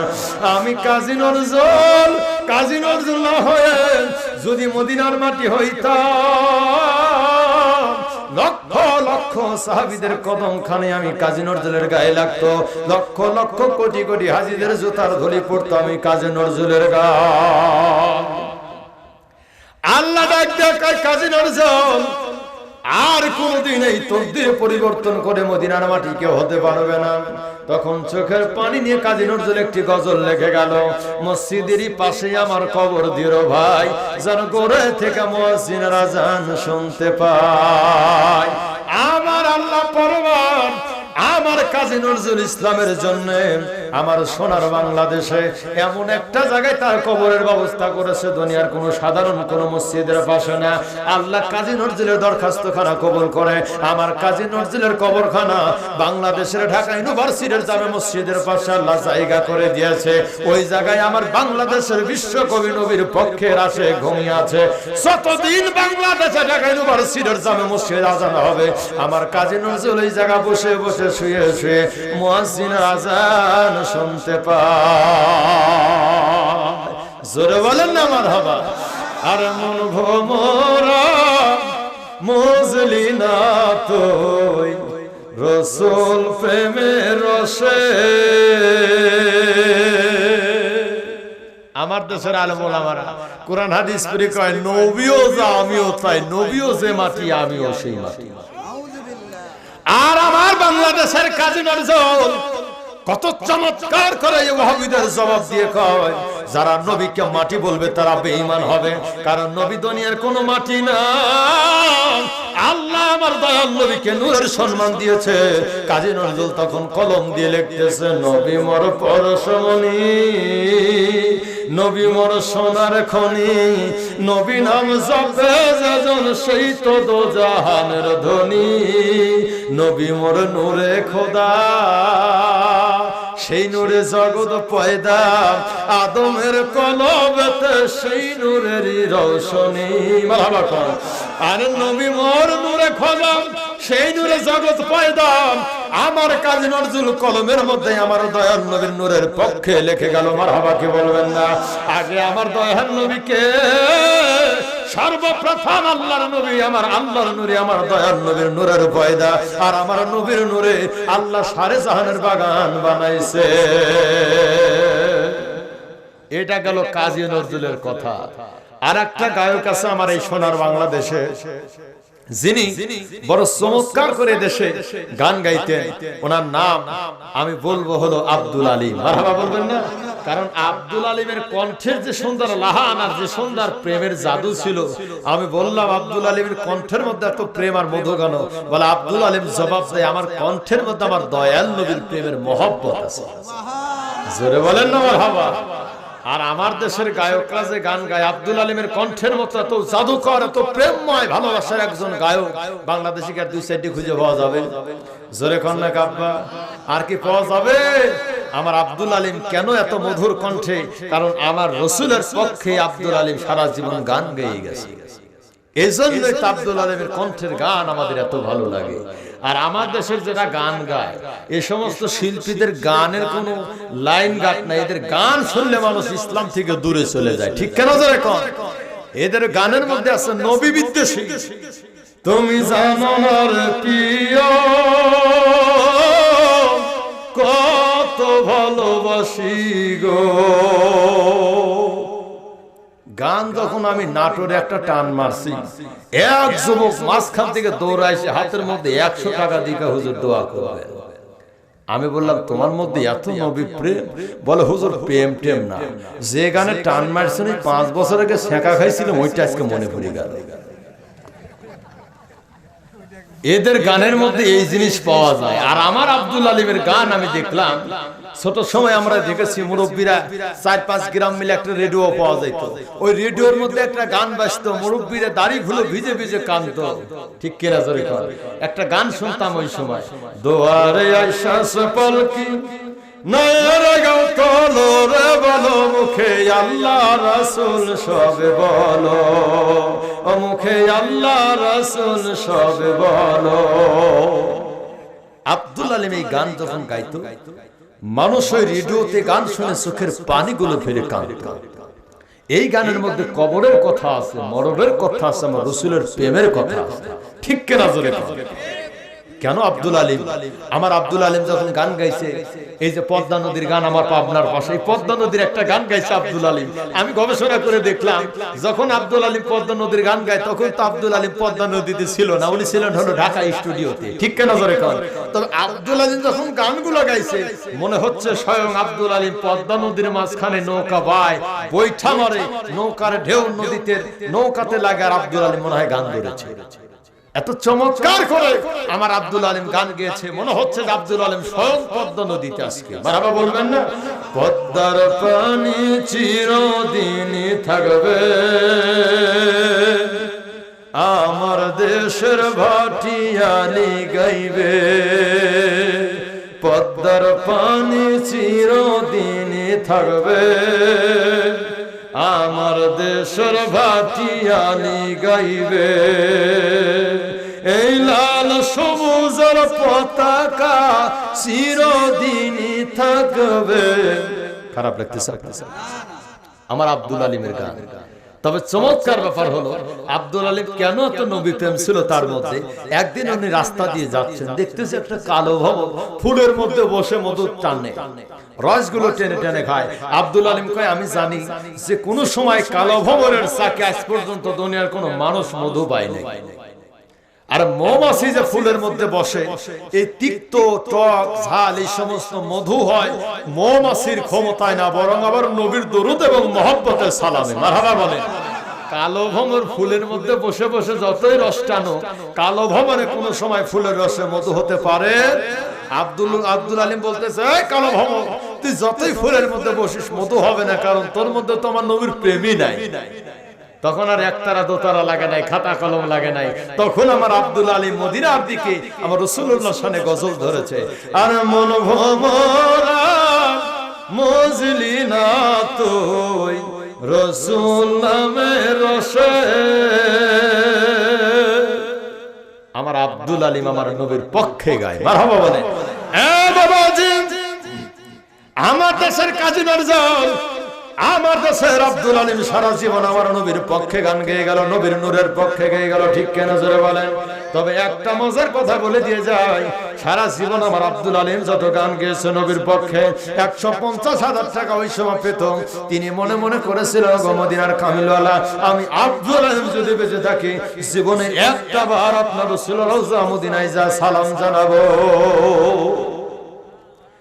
জীবন শেষ হয়ে গেল, মরণের আগে আব্দুল আলিম ডাক দেয়া কয়, আমার এলাকার মানুষের, আমি আব্দুল আলিমের মনের বড় আশা ছিল দয়াল নবীর রওজা মদিনায় যাব। তবে আর আমি বৃদ্ধ বয়সে টাকার অভাবে আর আমি যেতে পারলাম না, শরীর বৃদ্ধ হয়ে। গভীর রজনীতে আব্দুল আলিম চোখের পানি নেয়, আমার কলম এবং খাতা নিয়ে চোখের পানি ছেড়ে আব্দুল আলিম লিখতেছে আমার দয়াল নবীর রওজা মদিনার দিকে। গভীর রজনীতে চোখের পানি ছেড়ে বলে, ওগো মদিনার কামলিওয়ালা, আমি আব্দুল আলিম আর মদিনায় যেতে পারলাম না, তবে একটা গজল আমি আমার দয়াল নবীর পক্ষে বাংলাদেশে মরণের আগে রেখে গেলাম। তখন খাতা কলম দিয়ে আব্দুল আলিম লিখতেছে, মনে বড় আশা ছিল যাব মদিনা। বলো মনে বড় আশা ছিল যাব মদিনা। সালাম আমি করব গিয়ে নবীজির রওজায়, মনে বড় আশা ছিল যাব মদিনায়। মারহাবা বলবেন না? এ বাবা, অনেক কথা বললাম। আমার বাংলাদেশের কাজী নজরুল 4,500 আমার নবীর পক্ষে গজল লিখে গেল। আমার বাংলাদেশের গায়ক আব্দুল আলিম নবীর পক্ষে হাজার হাজার গান গেয়ে গেল, গজল লিখে গেল। শুধু তাই নয়, এ বাবাজি, আমার বাংলাদেশের পাবনা জেলার পাশে আর একটা জেলা আছে, যার নাম হলো কুষ্টিয়া জেলা। এই জেলায় একটা মানুষ ঘুমিয়ে আছে, যার যার ধর্মের ঠিকানা আজ পর্যন্ত মানুষ আবিষ্কার করতে পারে নাই। উনি কি হিন্দু ধর্মের মানুষ না খ্রিস্টান ধর্মের মানুষ? উনি বৌদ্ধ ধর্মের মানুষ নাকি মুসলমান ধর্মের মানুষ? কোন ধর্মের মানুষ? এমন একটা মানুষ ঘুমিয়ে আছে যার নাম হলো লালন ফকির। আরে এত হাজার হাজার নবীরা, এত হাজার হাজার রাসূলেরা, এত হাজার হাজার আলেম ওলামারা, এত মাযহাবের ইমামেরা, এত লক্ষ লক্ষ ইমানদার মুসলমানেরা নবীর পক্ষে হয়ে গেল। আজ একটা মানুষ ঘুমিয়ে আছে লালন ফকির, উনি আমার নবীর পক্ষে বলে গেল যে কিয়ামতের ময়দানে যার ধর্মের কোনো বিচার হবে না। কোন ধর্মের মানুষ, কে কোন ধর্মের সাথে আছো, কোন তরিকার মধ্যে আছো, কয় নম্বরে আলেম, কোন কাতারে আলেম, কোন দরে আলেম, পরিচয় হবে না। আমি লালন ফকির লিখে গেলাম, কিয়ামতের ময়দানে পার হতে গেলে নবীর পক্ষে থাকতে হবে, নবীর নৌকা ছাড়া উপায় হবে না। পার কে যাবি নবীর নৌকাতে আয়, ফকির আমার নবীর পক্ষে লিখে যায়, আমি জাত ধর্মের বিচার আমি করলাম না, সকল ধর্ম কর্ম জাত ধর্ম ছেড়ে দাও, আসো পার হতে যাই আমার দয়াল নবীর নৌকায়। পার কে যাবি নবীর নৌকাতে আয়, পার কে যাবি নবীর নৌকাতে আয়। রূপকাঠের ওই নৌকা খানি, আহা রূপকাঠের ওই নৌকা খানি, নেই ডুবার ভয় সে নৌকায়, নেই ডুবার ভয়। পারে কে যাবি নবীর নৌকাতে আয়, পারে কে যাবি নবীর নৌকাতে আয়। নবী নাম মানে যারা মোহাহে কাফের তারা এই দুনিয়া,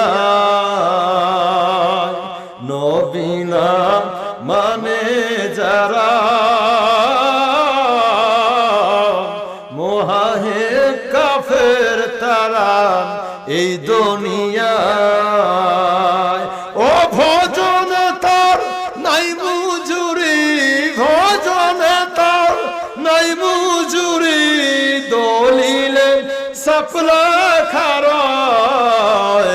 পার কে যাবি নবীর নৌকাতে আয়, পার কে যাবি নবীর নৌকাতে আয়। ধর মুর্শিদ পাবে রসূল, ইহাতে নাই কোনো ভুল, আল্লাহ সহায়। জোরে বলেন না মারহাবা। এ বাবাজি অনেক কথা বললাম, কিয়ামতের ময়দানে নবীর নৌকা ছাড়া পার হওয়ার কোনো উপায় থাকবে না, ঠিক কিনা জোরে বলেন। আরে যে নবীর নৌকা ছাড়া পার হওয়া যায় না, সে নবী কিয়ামত পর্যন্ত দুনিয়ার কোনো মানুষের মতো হতে পারে না। নবীও যা তুমিও তাও যারা বলো, ভালো করে শুনে রেখে দাও। আল্লাহ কয় নবীর সাথে আমি আল্লাহর একটা প্রেমের মহব্বত আছে। এ তাম দুনিয়ার মানুষ, আল্লাহকে যদি ভালোবাসতে চাও, আল্লাহ কয় আমার ভালোবাসা লাগবে না, একটা ঠিকানায় আমি তোমাদের জানাইয়া দেই। ঠিকানা হলো ওই যে তাকায় দেখো আমার মদিনার কামিলওয়ালা। আল্লাহ কয় ভালো যদি বাসতে হয় আমার নবীকে ভাসো। আল্লাহ কয় নবীর ভালোবাসাটাই আমি আল্লাহর ভালোবাসা। আমার নবীর ভালোবাসা আল্লাহ পরওয়ারদিগার কয় আমি আল্লাহ পরওয়ারের ভালোবাসা। 4 নাম্বার পারা 3 নাম্বার সূরা সূরাতুল ইমরান মদিনিয়া 2 নাম্বার উপরে 31 নাম্বার আয়াত। আল্লাহ কয় কি কত চমৎকার কথা আমার আল্লাহ তাআলা জবান মোবারকে কয়, কুলিন কুনতুম তুহিব্বুনাল্লাহ ফাত্তাবিউনি ইউহিব্বুকুমুল্লাহ ইয়াগফির লাকুম যুনুবাকুম। এই জায়গার মধ্যে আমার আল্লাহ কয় আমার নবীর ভালোবাসা আমি আল্লাহ পরওয়ারের ভালোবাসা। আর জোরে কন্যা এ বাবাজি, শুধু আল্লাহর ভালোবাসাই আমার নবীর ভালোবাসা, আল্লাহর ভালোবাসা না। আল্লাহ কা সারে জাহানের মানুষ যদি আমি আল্লাহকে ধরতে যাই পাইতে যাই কাজ হবে না। আমি আল্লাহকে ধরতে গেলে পাইতে গেলে আমি একটা ঠিকানা জানাই দিয়ে গেলাম, তিনি হলেন মদিনার কামিলওয়ালা মদিনার রাসূলুল্লাহ। আল্লাহ কয় আমার নবীর ধরা, আল্লাহ কয় আমার ধরা। নবীর ধরা কার ধরা? আলেম উলামা কত তোমরা কাটিয়ে কুটে শেষ করবে। আল্লাহ কয় নবীর সাথে আমার সম্পর্কটা কত গাঢ়। আরে নবীর ধরাটাই আল্লাহর ধরা। কোরআনে দলিল আছে কোন জায়গা? 5 নাম্বার পারা 4 নাম্বার সূরা সূরাতুন নিসা মদিনা 3 কোরআনের 80 সূরাতুন নিসা 80 নাম্বার আয়াতে আমার আল্লাহ কয় মাইয়াতুর রাসূল ফাকাদ আল্লাহ। আগে নবী আর তারপরে হলো আল্লাহ। আমার নবীর আতাবাত আল্লাহর আতাবাত। নবীর ধরায় আল্লাহ জবান মোবারক কয় আমি আল্লাহর ধরা। নারে তাকবীর। নবীকে কোন পালি আপনারা নেবেন? আল্লাহ সেই দিক দিয়ে ব্যারিকেড দিয়েছে। ঠিক কেন ধরে খারাপ লাগতেছে নি আপনাদের? দেখি এমন ভরে না কোন বীজি দেখিয়া মন ভরে না যেথায় আমার শাহে মদিনা। আমার ভাইজান আসবেন মাওলানা জহিরুল ইসলাম ফরিদী সাহেব, চমৎকার ভাবে আলোচনা করবেন। তবে লোক এত কম কেন আজকে? আমরা ওয়াজ করি, আমরা বক্তা মানুষ, আমরা এই যে দেখেন একজন আমারে কইতেছে, হুজুর আপনারা বক্তা মানুষ, এই যে ওয়াজ করেন, আপনারা তো খাওয়ার সময় কোন হুঁশ জ্ঞান করেন না? জিনিসপত্র যে হারে দাম বাড়তেছে, গোস্তর দাম, পেঁয়াজের দাম, দ্রব্য সামগ্রীর দাম, আপনারা বলেন না কেন? আমি বললাম যে গোস্তর দাম বাড়ুক আর যাই বাড়ুক, আমরা বলবো না, কারণ আমি 11 মাস এখনো মানুষের বাড়িতে খাই। 2000 টাকা গরুর গোস্ত হইলে তাতে আমার কথা কন না কে? দাম বাড়বি, তোরা এনে খাওয়াবি, আমার তো কিনে খাওয়া লাগে, এটা আমার কি?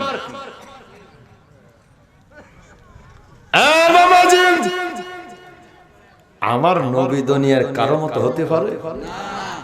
ছেলে আছে নবীর, মেয়ে আছে, নাতি আছে, জামাই আছে।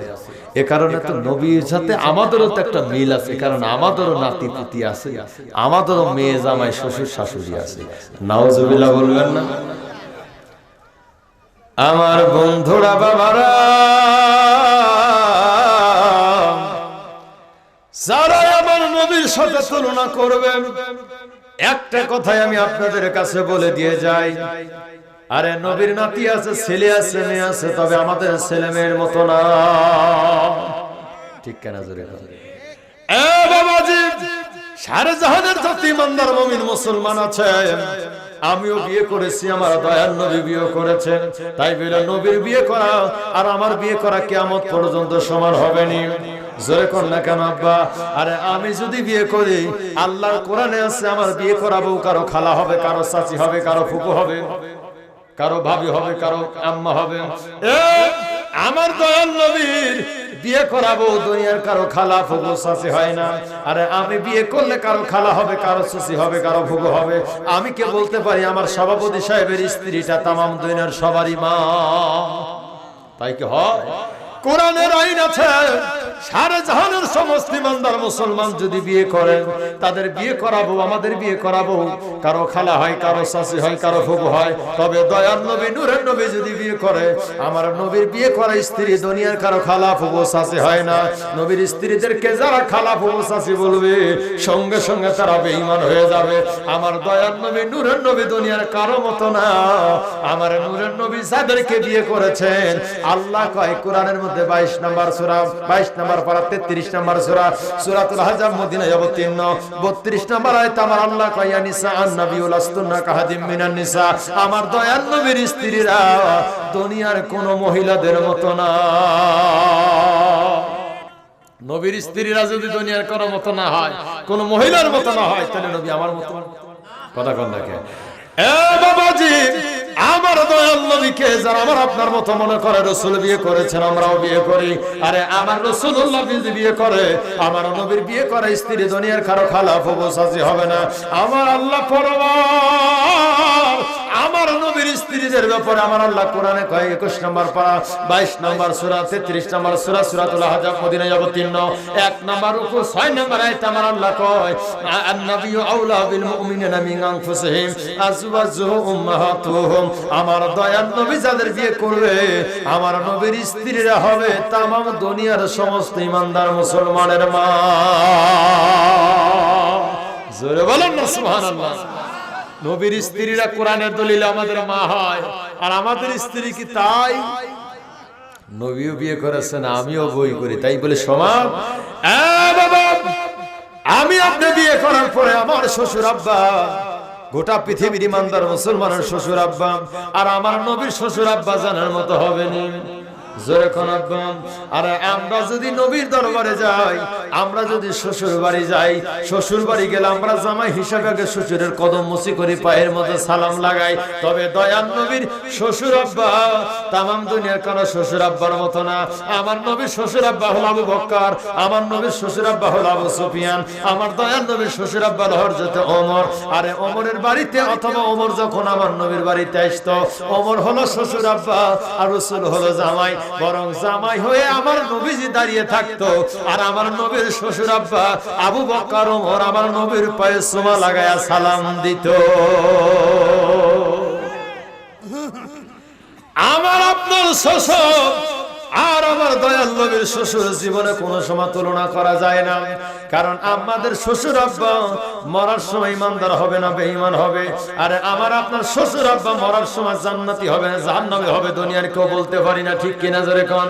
এটা গ্যারান্টি আমরা দিতে পারবো না। তবে দয়াল নবীর শ্বশুর আব্বা, আমার নবীর শ্বশুর আব্বা শুধু জান্নাতি না, আমার নবীর শ্বশুর আব্বা জানার নাম হলো সিদ্দিক আবু বকর।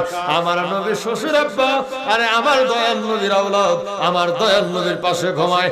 আরে আমার মা খাদিজাতুল আপনার আয়েশা রাদিয়াল্লাহু তাআলার আব্বা জান, আমার দয়াল নবীর শ্বশুর আব্বা সিদ্দিক আকবর শুধু জান্নাতি হবে না, আল্লাহ কয় দুনিয়াতে 10 জন আমি জান্নাতি সার্টিফিকেট দিলাম, তার মধ্যে আমার দয়াল নবীর শ্বশুর আব্বা আবু বকরের নাম হলো 1 নাম্বার। তাম পৃথিবীর ইমানদার মুসলমানের শ্বশুর আব্বা আর আমাদের শ্বশুর আব্বা কোনো খবর থাকবে? যেরকম আমাদের শ্বশুরগুলো মরার সময় কোন পর্যায়ে যাবে কেউ গ্যারান্টি দিতে পারবে?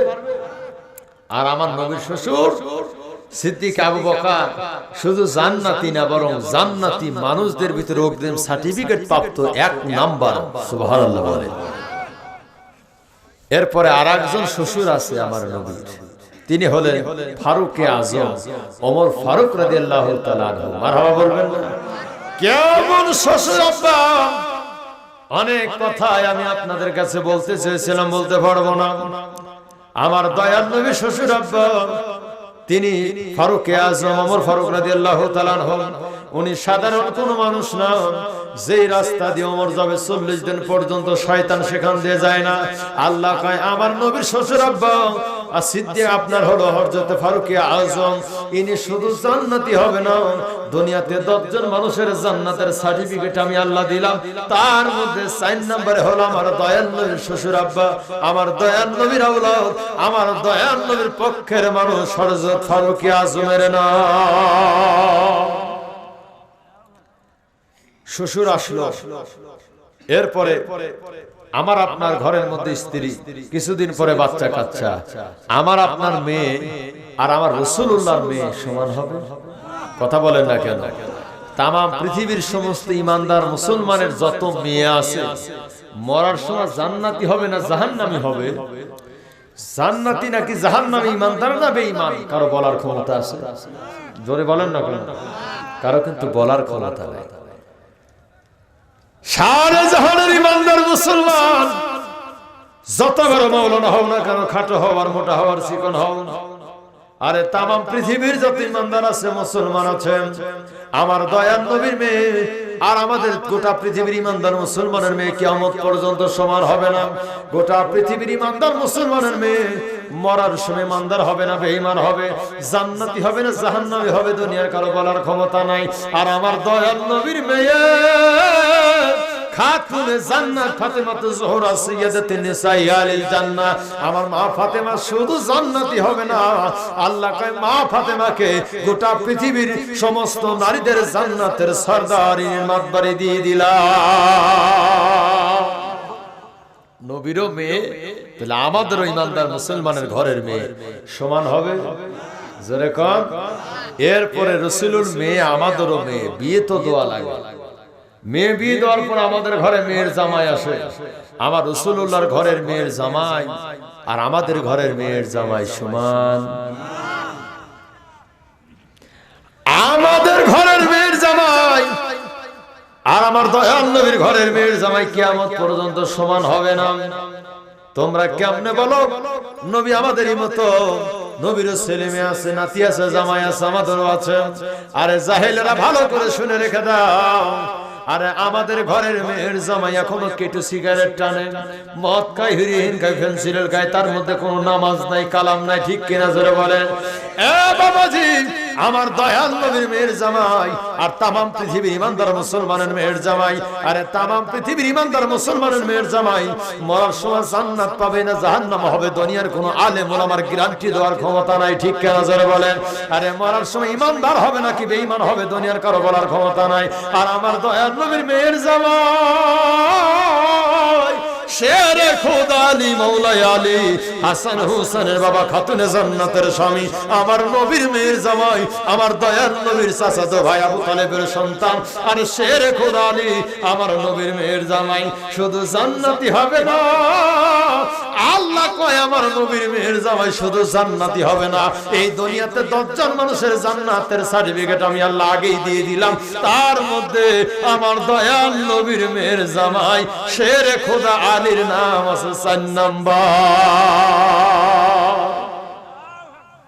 মারহাবা বলবেন না?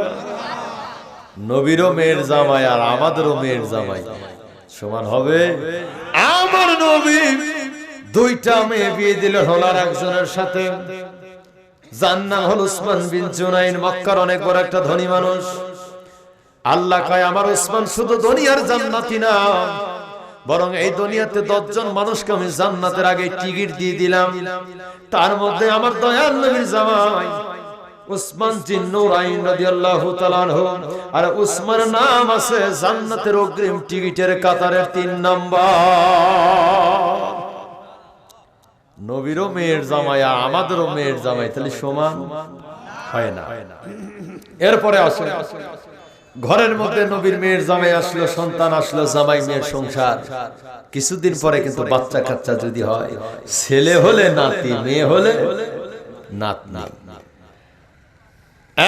বাবাজি, সারা জাহানের ইমানদার মুসলমানের ঘরের যত নাতি আছে আর আমার দয়াল নবীর ঘরের নাতি কিয়ামত পর্যন্ত সমান করা যাবে। আরে কেমনে বলো,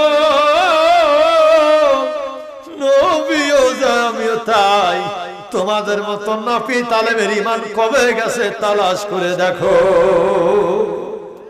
ঠিক কেনা জোরে কয়?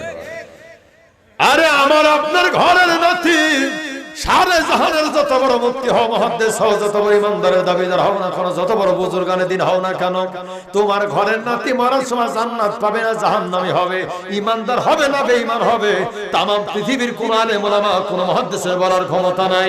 আর আমার দয়াল নবী নাতি হাসান এবং হুসাইন শুধু জান্নাতি হবে না, আল্লাহ কা হাসান এবং হুসাইন সাইয়্যিদাতি শাবাবিল আহলিল জান্নাহ।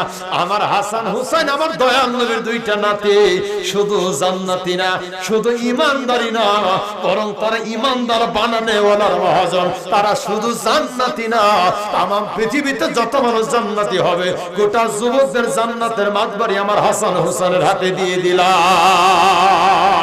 নারে তাকবীর! তাহলে নবীরও নাতি আমাদেরও নাতি সমান করা যায়? এ বাবা যে বারাসান, কেমনে তোমরা আলাপ করো, নবীর সাথে তুলনা করো। বাবা যে একটা কথা বলে দিয়ে যায়, নবী আবার ঘুমায় আমরাও ঘুমাই, নবীরও গায়ের ঘাম আমাদেরও গায়ের ঘাম, নবীও থুতু আছে আমাদেরও থুতু আছে, নবীর পেশাব আর আমাদেরও পেশাব, নবীর পায়খানা মোবারক আমাদেরও পায়খানা মোবারক, কিয়ামত পর্যন্ত সমান করা যায়। আরে আমরা পেশাব করলে এটার মধ্যে দুর্গন্ধ পাওয়া যায়, আর আমার রাসূলুল্লাহর পেশাবের মধ্যে মিশকম্বরের ঘ্রাণ পাওয়া যায়, আমাদের গায়ের ঘামের মধ্যে দুর্গন্ধ পাওয়া যায়, কাছে যাওয়া যায় না, আর আমার রাসূলুল্লাহর গায়ের ঘামের মধ্যে মিশকম্বরের ঘ্রাণ পাওয়া যায়। সাহাবীরা শিশি নিয়ে আসতো, ইয়া রাসূলুল্লাহ ইয়া হাবিবাল্লাহ একটু গায়ের ঘাম দিয়ে দেন, কারণ আগামীকাল সকালবেলা ছেলে আর মেয়ে মক্কা মদিনাতে বাজারে আতর কেনার মতো টাকা পয়সা আমার নাই। নবীজি আমার ওই শিশি মুবারকের মধ্যে ঘাম মুবারক দিয়ে দিতেন। সাহাবী কয়, ইয়া রাসূলুল্লাহ আপনার গায়ের ঘাম মোবারক যদি ছেলে এবং মেয়েদের গায়ে লাগায়া দেয়, কিয়ামত পর্যন্ত যদি হায়াত থাকে আপনার গায়ের ঘামের ঘ্রাণ তাদের গা দিয়ে পাওয়া যায়।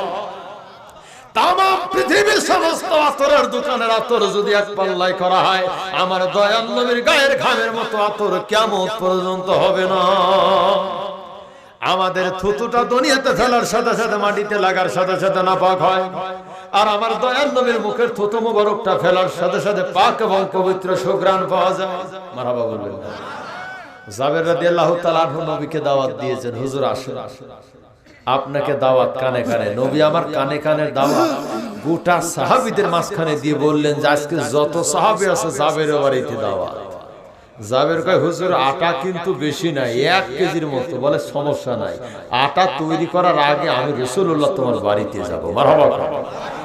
নবী আমার জাবেরের বাড়িতে নিয়ে কয় সাহাবী তো অনেক, 1 কেজি আটায় কিভাবে খাওয়া যায়, তা আটাটা নিয়ে এসো, ময়দার ডিশটে নিয়ে আসো। রাসূলুল্লাহ আমার একটু থুতু লাগায় ময়দার মধ্যে দিয়ে কয় যা বানাগা। বলো গোস্ত, বলে গোস্ত হুজুর ওই অল্প আছে, বলো গোস্ত নিয়ে আসো। নবী আমার একটু থুতু ফেলাই দিলেন, গোস্ত রান্না হচ্ছে। রাসূলুল্লাহ যখন খাবার বসবেন, গোটা সাহাবীদের খাওয়ানোর পরে দেখতেছে তাকায়া যতটুকু রুটি ছিল ততটুকুই আছে। তোমার মতো মাওলানা যদি নবীর মতো হও, আজকে কিছু তাদের ভাত তরকারির ভিতরে স্যাপ ফেলা দাও, আটার মধ্যে একটু স্যাপ লাগায়া দাও, দেখি কি রকম লাগে। আমাগারে বলা লাগবে না, ঘরের বই মোতা হলানি কবি যে এদিকে আয়, তোর মতো হুজুরের সাইজ করে নেই। পাগল ছাগল হবে তা আগে বললেই হতো, ভাতের ফাল তোমার সামনে দিতাম না। ঠিক কেনা জোরে বলে। আর এদের চেহারাখানা দেখছে না। আরে আমরা যারা আহলে সুন্নাত ওয়াল জামাতের পক্ষের ওলি আল্লাহর পক্ষের মানুষ, আমাদের একটু আমল আখলাক কম হলেও আমাদের চেহারার মধ্যে মদিনার নূর দেখা যায়। ঠিক কেনা বলে। আর দেখবেন এরা 5 ওয়াক্ত নামাজ পড়ে আর এত মজার মজার সুন্দর নতুন জামা গায়ে দিয়ে খালি আতর ঘষে, মনে হয় এদের চাইতে আল্লাহওয়ালা কেউ নাই, কিন্তু চেহারার দিকে তাকালে দেখা যায় গুই সাপের মতো খসখসি। ঠিক কেনা জোরে কর। নবীও যত তাই। অনেক কথা আপনাদের কাছে বলতে খারাপ লাগতেছে আপনাদের। এবার আসেন একটা চমৎকার কথা বলে দিয়ে যাই। আমাদের পেশাবখানা নবীরও পেশাব সমান হবে নি। আরো জোরে কোন। আরে বাবা, আল্লাহর কোরআনের আইন আছে মানুষের জন্য পেশাব খাওয়া হারাম। কিয়ামত পর্যন্ত যদি কোন আলেম ওলামা বলে পেশাব খাওয়া জায়েজ হবে, সে বেঈমান হয়ে যাবে। তবে রাসূলুল্লাহ পেশাব মোবারক করেছেন, গভীর রাতের নিশিরাতের মধ্যে পেশাব মোবারক করে একটা খাটের নিচে রেখেছেন। আমার নবীজির খাদেমা ছিলেন একজন, আমার রাসূলের একজন খাদেমা ছিলেন ফুপি আম্মা জান, তার নাম হলো উম্মে আইমান। উনি পানির পিপাসা পাওয়ার কারণে উনি কোথায় গেলে পানি পাওয়া যাবে খুঁজতেছেন। উম্মে আইমান চিন্তা করলো কোথাও যদি পানি পাওয়া না যায়, আমার নূরের নবীর হুজরা মুবারক ঘরের মধ্যে গেলে পানি পাওয়া যাবে। নবীজির ঘরের মধ্যে গেলে উনি তাকায় দেখতেন যে কোথা থেকে যেন মেশকম্বরের ঘেরান পাওয়া যায়। খাটের নিচে তাকায় দেখে যে একটা পাত্রের মধ্যে কিছু পানি। উম্মে আইমান ওইটাকে পানি মনে করে নাকের কাছে লাগায় দেখতেছে যে চমৎকার একটা মেশকম্বরের ঘেরান, খাইলে না জানি কত মজা লাগবে। মারহাবা বলবেন না? বাবা, আমার উম্মে আইমান নবীজির পেশাব মোবারক যখন পানি মনে করে খেয়েছেন, সকালবেলা আমার নবী ডাক দেখ, উম্মে আইমান আমি রাতের গভীরে নিষেধে আমি পেশাব মোবারক করেছিলাম, ওইটা খাটের নিচে আছে, ফেলে দিয়ে আসো। উম্মে আইমান ডাক দেয়া কয়, ইয়া রাসূলুল্লাহ, ইয়া হাবিবাল্লাহ, ঘটনাটা উল্টা হয়ে গেছে। কেমন ঘটনা? বলে, ইয়া রাসূলুল্লাহ, খাটের নিচে যে পেশাব করে রেখেছিলেন আমি জানি না, ওইটা পানির পিপাসার কারণে আমি এটা পানি মনে করে খেয়েছি। সুবহানাল্লাহ, কি বলবেন না? আমার নবী ডাক দেয়া কয়, উম্মে আইমান, এই উম্মে আইমান, ওইটা দুনিয়ার কোনো প্রাণী না, ওইটা হলো আমি রাসূলুল্লাহর পেশাব মোবারক। উম্মে আইমান ডাক দেয়া কয়, ইয়া নবী আল্লাহ, সালাতুন ইয়া হাবিবাল্লাহ, আমি যখন আপনার ওইটা যদি পেশাব মোবারক হয়, আমি উম্মে আইমান বলে গেলাম আপনার পেশাবের মতো মধুর শরবত কিয়ামত পর্যন্ত আর হবে না। আপনার পেশাবের মতো মধুর শরবত, এত সুন্দর, এত সুন্দর মেশকম্বরের ঘেরান, এত সুন্দর পোশাক, এত সুন্দর পেশাব মোবারকের মতো মধুর শরবত আমি উম্মে আইমান জীবনে পান করিনি, আমার বংশের কেউ পান করে না। আমার নবী কয়, উম্মে আইমান, আমি রাসূলুল্লাহর পেশাব মোবারক তোমার পেটের মধ্যে গেল, আমি রাসূলুল্লাহ বলে গেলাম, বরং আমার উম্মে আইমানের জন্য আল্লাহর 7 খানা জাহান্নামের আগুন আজকে হারাম হয়ে গেল। আর উম্মে আইমান আমার নবীজির পেশাব মোবারক খাওয়ার কারণে 8খানা জাহান্নামের আগুন 7খানা জাহান্নামের আগুন হারাম। আল্লাহকে উম্মে ইমানের পেটের মধ্যে আমার নবী পাকের পেশাব মোবারক আছে, এই জন্য ওই ইজ্জতের খাতিরে আমি জান্নাতের দরজা তার জন্য খুলে দিলাম। তার মানে হলো কুরআন হাদিসের আলোচনায় আছে মানুষের পেশাব খাওয়া হারাম। তাম পৃথিবীর আলেম ওলামারা ফতোয়া লাগায় মানুষের পেশাব খাওয়া হারাম হয়, আর আমার নবীর পেশাব যারা খাবে আল্লাহ তাদের জান্নাতের মেহমান বানায়। নবীও যেমন তুমিও তেমন, তাহলে পেশাব খাওয়ায় আর মাটিতে ফেলার দরকার কি? বউ সলপলের খাওয়া জান্নাত বানা দেব না, কথা কন না কে? নবীর পেশাব খেলে যদি জাহান্নামের আগুন হারাম হয়, তো তুমি এত বড় নাপিত, এত বড় মাওলানা, নবীও যা তুমিও তা, তবে তোমার পেশাবকে পকেটের মধ্যে মাঠে ঘাটে পড়বে। তোমার পেশাবটা তো অন্তত বউ সলপল খাওয়া অন্তত জান্নাতি বানানো দরকার। এরা হলো নাপা, এরা হলো অপবিত্র আলেম নামে জাহিল। ঠিক কেনা জোরে হুশ জ্ঞান করে কথা বলে না, নবীও জানি। এইবার আমি খানে কাবা গিয়েছিলাম, একটা চমৎকার আমি তথ্য আপনাদেরকে দিয়ে যাই।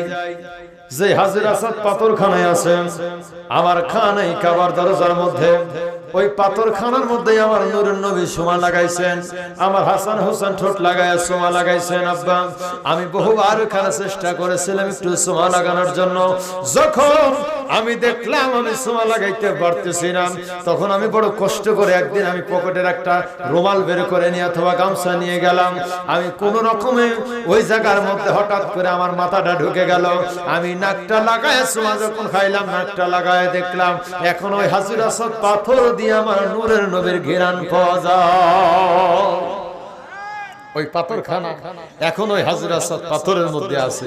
তবে নবী সুমা লাগানোর কারণে হাজর আসাদ পাথরের ইজ্জত আমার আল্লাহ বাড়াই দেয় নাই। বলে এই পাথর নবীর ইজ্জতে সুমা খাইলে তার জীবনের গুনাহ মাফ হয়ে যায়। তোমার মতো মাওলানা কি তাই? কথা কন না কে? নবীও যা তুমিও তাই। বাবাজি শুধু তাই নয়, আমরা ঘুমাই, আমার নবীও ঘুমায়। আমরা ঘুমের মধ্যে আমাদের কোনো হুঁশ থাকে না, আমরা ঘুমিয়ে গেলে আর কোনো আমাদের ওযু নষ্ট হয়ে যায়। তবে নূরের নবী যদি ঘুমিয়ে যায়, আমার নূরের নবীর ঘুমের মধ্যে ওযু নষ্ট হয় না। আমার রাসূলুল্লাহ যদি ঘুমিয়ে যায়, ঘুম থেকে নামাজে দাঁড়াইতে পারে।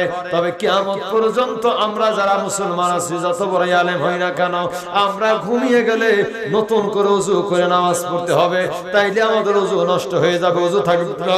তবে নূরের নবীর জীবনে কোনো সময় ঘুমিয়ে গেলে ওযু করে না,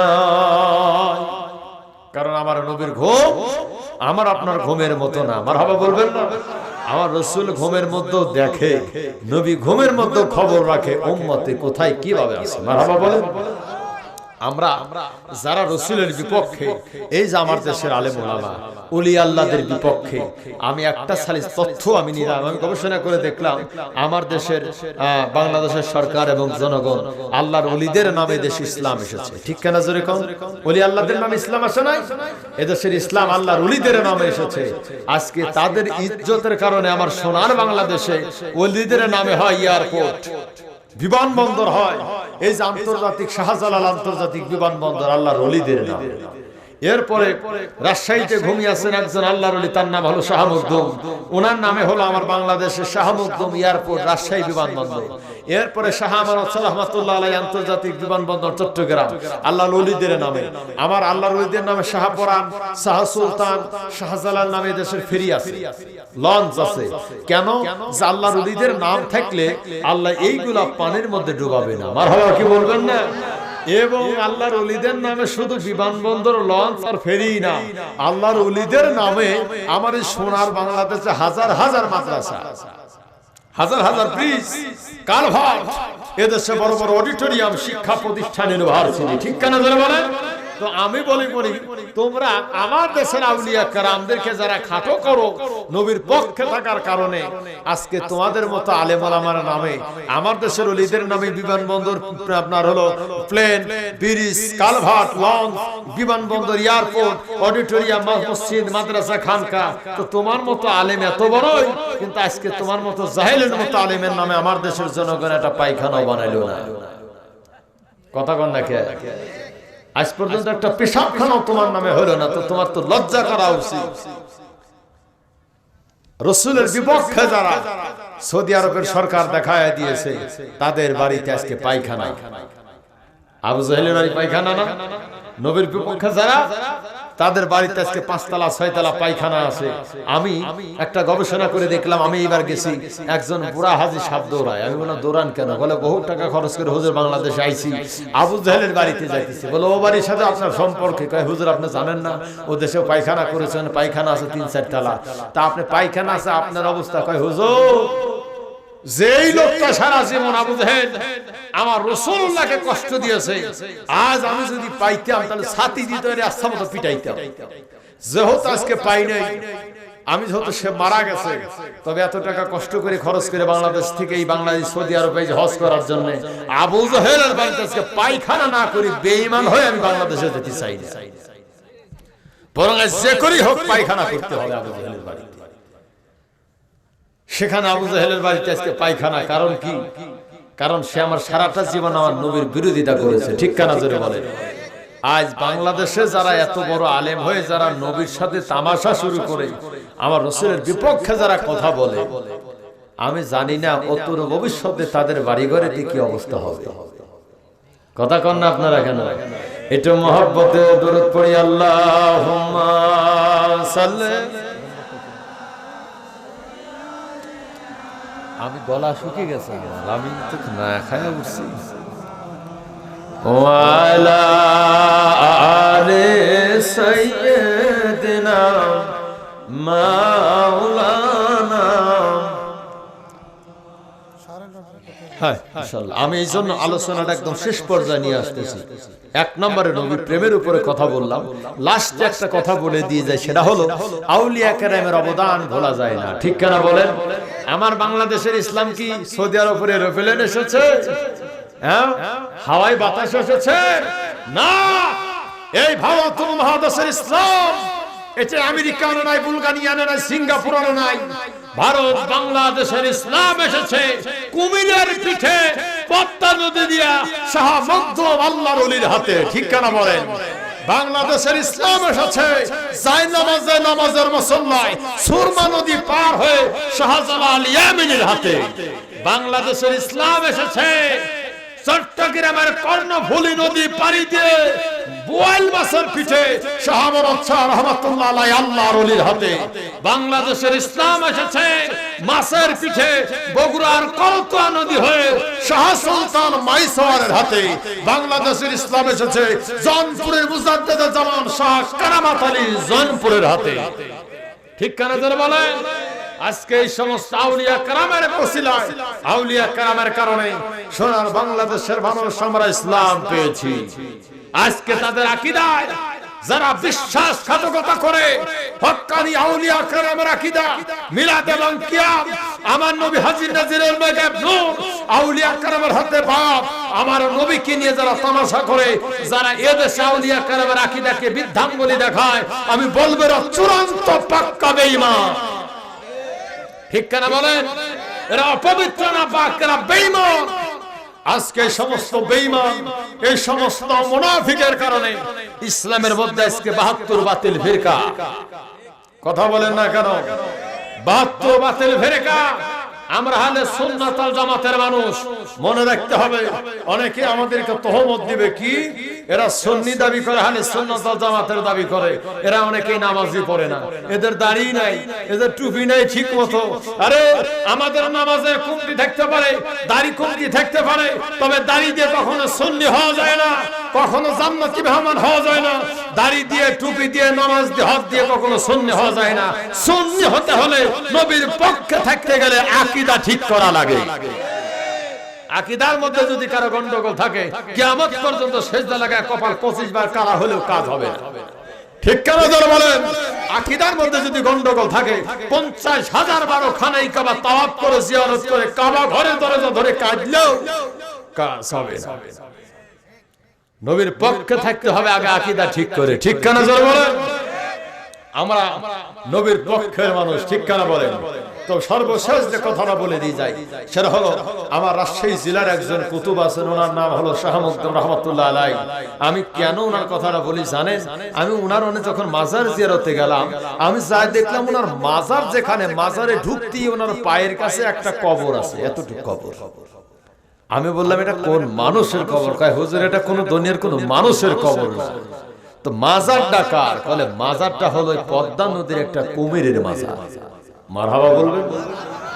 আমি আশ্চর্য হয়ে গেলাম, পদ্মা নদীর কুমিরের মাজার এখানে? বলে হুজুর আপনি তো জানেন না, শাহ মখদুম রহমতুল্লাহ আলাই উনি এমন একজন আল্লাহর ওলি, গোটা রাজশাহী জেলার কুতুব। ওনার বাড়ি কি রাজশাহী জেলায়? উনি কি শাহজাদপুরের মানুষ? কথা বলেন না কেন? উনি কি ভারতের মানুষ? উনি কোন দেশের মানুষ? একটা লোক বলতে পারবেন? ওনার বাড়িটা কোথায় ছিল? শাহ মখদুম রহমতুল্লাহ আলাই যিনি রাজশাহীতে ঘুমিয়ে আসছেন, ওনার বাড়ি কিন্তু ভারতে, বাংলাদেশ, পাকিস্তানে না, নেপালে না, ভুটানে না। ওনার বাড়ি হলো সেই ইয়েমেন দেশে। জোরে বলেন না মারহাবা। উনি ইয়েমেন দেশ থেকে গেলেন আমাদের রাসূলের দাওয়াত, আমার নবীজি রওজা মুবারক জিয়ারত করার জন্য। কোথায়? রওজা মুবারক জিয়ারতের জন্য গেলেন। রাসূলুল্লাহ রওজা জিয়ারত করে একদিন, দুই দিন, তিন দিন পরে আমার রাসূল বলেন, শাহ মখদুম আর তোমার ইয়েমেন দেশে যাওয়া হবে না। আমি রাসূলুল্লাহ রওজাতেও তোমার থাকা লাগবে না। আমি মদিনার রাসূল তোমাকে রাজশাহী জেলায় বাংলাদেশের জন্য কুতুব বানাইয়া দিলাম। শাহ মখদুম কে হুজুর আমি ইয়েমেন আর রাসূলের রওজা ছাড়া আর আমি কোন দেশ আমি চিনি না। কোন দেশে? বাংলাদেশ। কোথায়? রাজশাহী জেলা। হুজুরের নামও তো শুনি। নবী আমার আঙ্গুল ইশারা করলেন যে রওজা মদিনা থেকে সোনার বাংলাদেশ হলো পূর্ব দিকে। মারহাবা বলবেন না? হুজুর যাবো কেমনে? বলে ইয়েমেন সাগরের সামনে দাঁড়িয়ে থাকবে, ওই জায়গাতে পার হয়ে যেতে হবে। আল্লাহর ওলি শাহ মখদুম রহমাতুল্লাহ আলাইহি পরের দিন সকালবেলা উনি ইয়েমেন সাগরের পরে দাঁড়িয়ে আছে। আব্বা ইয়েমেন সাগরের পরে দাঁড়িয়ে চোখের পানি ছেড়ে কান্দে, বলে কোথায় সোনার বাংলাদেশ, কোথায় ভারত, কোথায় পাকিস্তান আমি জানি না, কেমনে পাড়ি দিয়ে যাব সোনার বাংলাদেশে। আজ থেকে 750 বছর আগে যে সময় এদেশে কোনো কারেন্ট আবিষ্কার হয় নাই, লঞ্চ আবিষ্কার হয় নাই, ফেরি আবিষ্কার হয় নাই, নৌকা আবিষ্কার হয় নাই, আজ থেকে 750 বছর আগে আল্লাহর ওলি শাহ মখদুম ইয়েমেন সাগরের পারে কান্দে, চোখের পানি ফেলে যখন কান্দে, বলে হুজুর যাবে হলো সোনার বাংলাদেশে, কেমনে পার হবো, কেমনে পার হবো?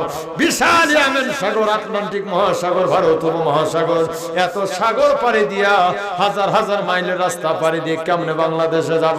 পার হতে গেলে নৌকা লাগে, লঞ্চ লাগে, ফেরি লাগে। ওগো মদিনার কামলিওয়ালা, আমি শাহ মখদুম কেমনে পার হয়ে সোনার বাংলাদেশে যাব? এই কথা বলে যখন উনি চোখের পানি ছেড়ে কান্দে, হঠাৎ করে দেখতে পায় একটা কুমির ইয়েমেন সাগরের মাছ থেকে ভাসতে ভাসতে এসে আল্লাহর ওলি শাহ মখদুমের পায়ের কাছে চুমা লাগায়া দেয়। আর আল্লাহর ওলি শাহ মখদুম চিন্তা করা লাগবে না, সোনার বাংলাদেশ কোথায়, কোথায় ভারত, কোথায় পাকিস্তান, আমি মদিনার রাসূল, আমি কুমিরের ঠিকানা জানাইয়া দিয়েছে। হুজুর এত বড় আটলান্টিক ইয়েমেন সাগর পাড়ি দিয়ে সোনার বাংলাদেশে যেতে হবে, আপনি চিন্তা করবেন না। এই এত বড় ইয়েমেন সাগর, বঙ্গোপসাগর পাড়ি দিতে গেলে কোনো নৌকা লাগবে না, লঞ্চ লাগবে না, ফেরি লাগবে না। আল্লাহর ওলি শাহ মখদুম কয় কুমির রে, তাইলে এত বড় সাগর আমি কেমনে পাড়ি দেব? কুমির বলে হুজুর কোনো নৌকা নাই, লঞ্চ নাই, ফেরি নাই, কিচ্ছু লাগবে না। আপনার পবিত্র জুতা সহ আপনার কদমখানা আমি কুমিরের পিঠে রাখেন, আমি কথা দিলাম ভাসতে ভাসতে ভাসতে ভাসতে আপনাকে নৌকার মতো ভাসায়া আল্লাহর ওলি শাহ মখদুমকে বাংলাদেশের পদ্মা নদীর পারে আমি নামায়া দিব। নারে তাকবীর! ও আল্লাহর ওলি কদমখানা আমি কুমিরের পিঠে রাখেন, আমি কুমির আপনার সওয়ারি দুনিয়ার কোন নৌকা লঞ্চের দরকার হবে না। আরে আল্লাহর ওলি শাহ মখদুম কুমিরের পিঠে উঠে তিনি ইয়েমেন সাগর পাড়ি দিল, আটলান্টিক পাড়ি দিয়া ভারত মহাসাগর বঙ্গোপসাগর পাড়ি দিয়া পদ্মা নদী দিয়ে ঢুকে রাজশাহী জেলা বরাবর চলে গেল।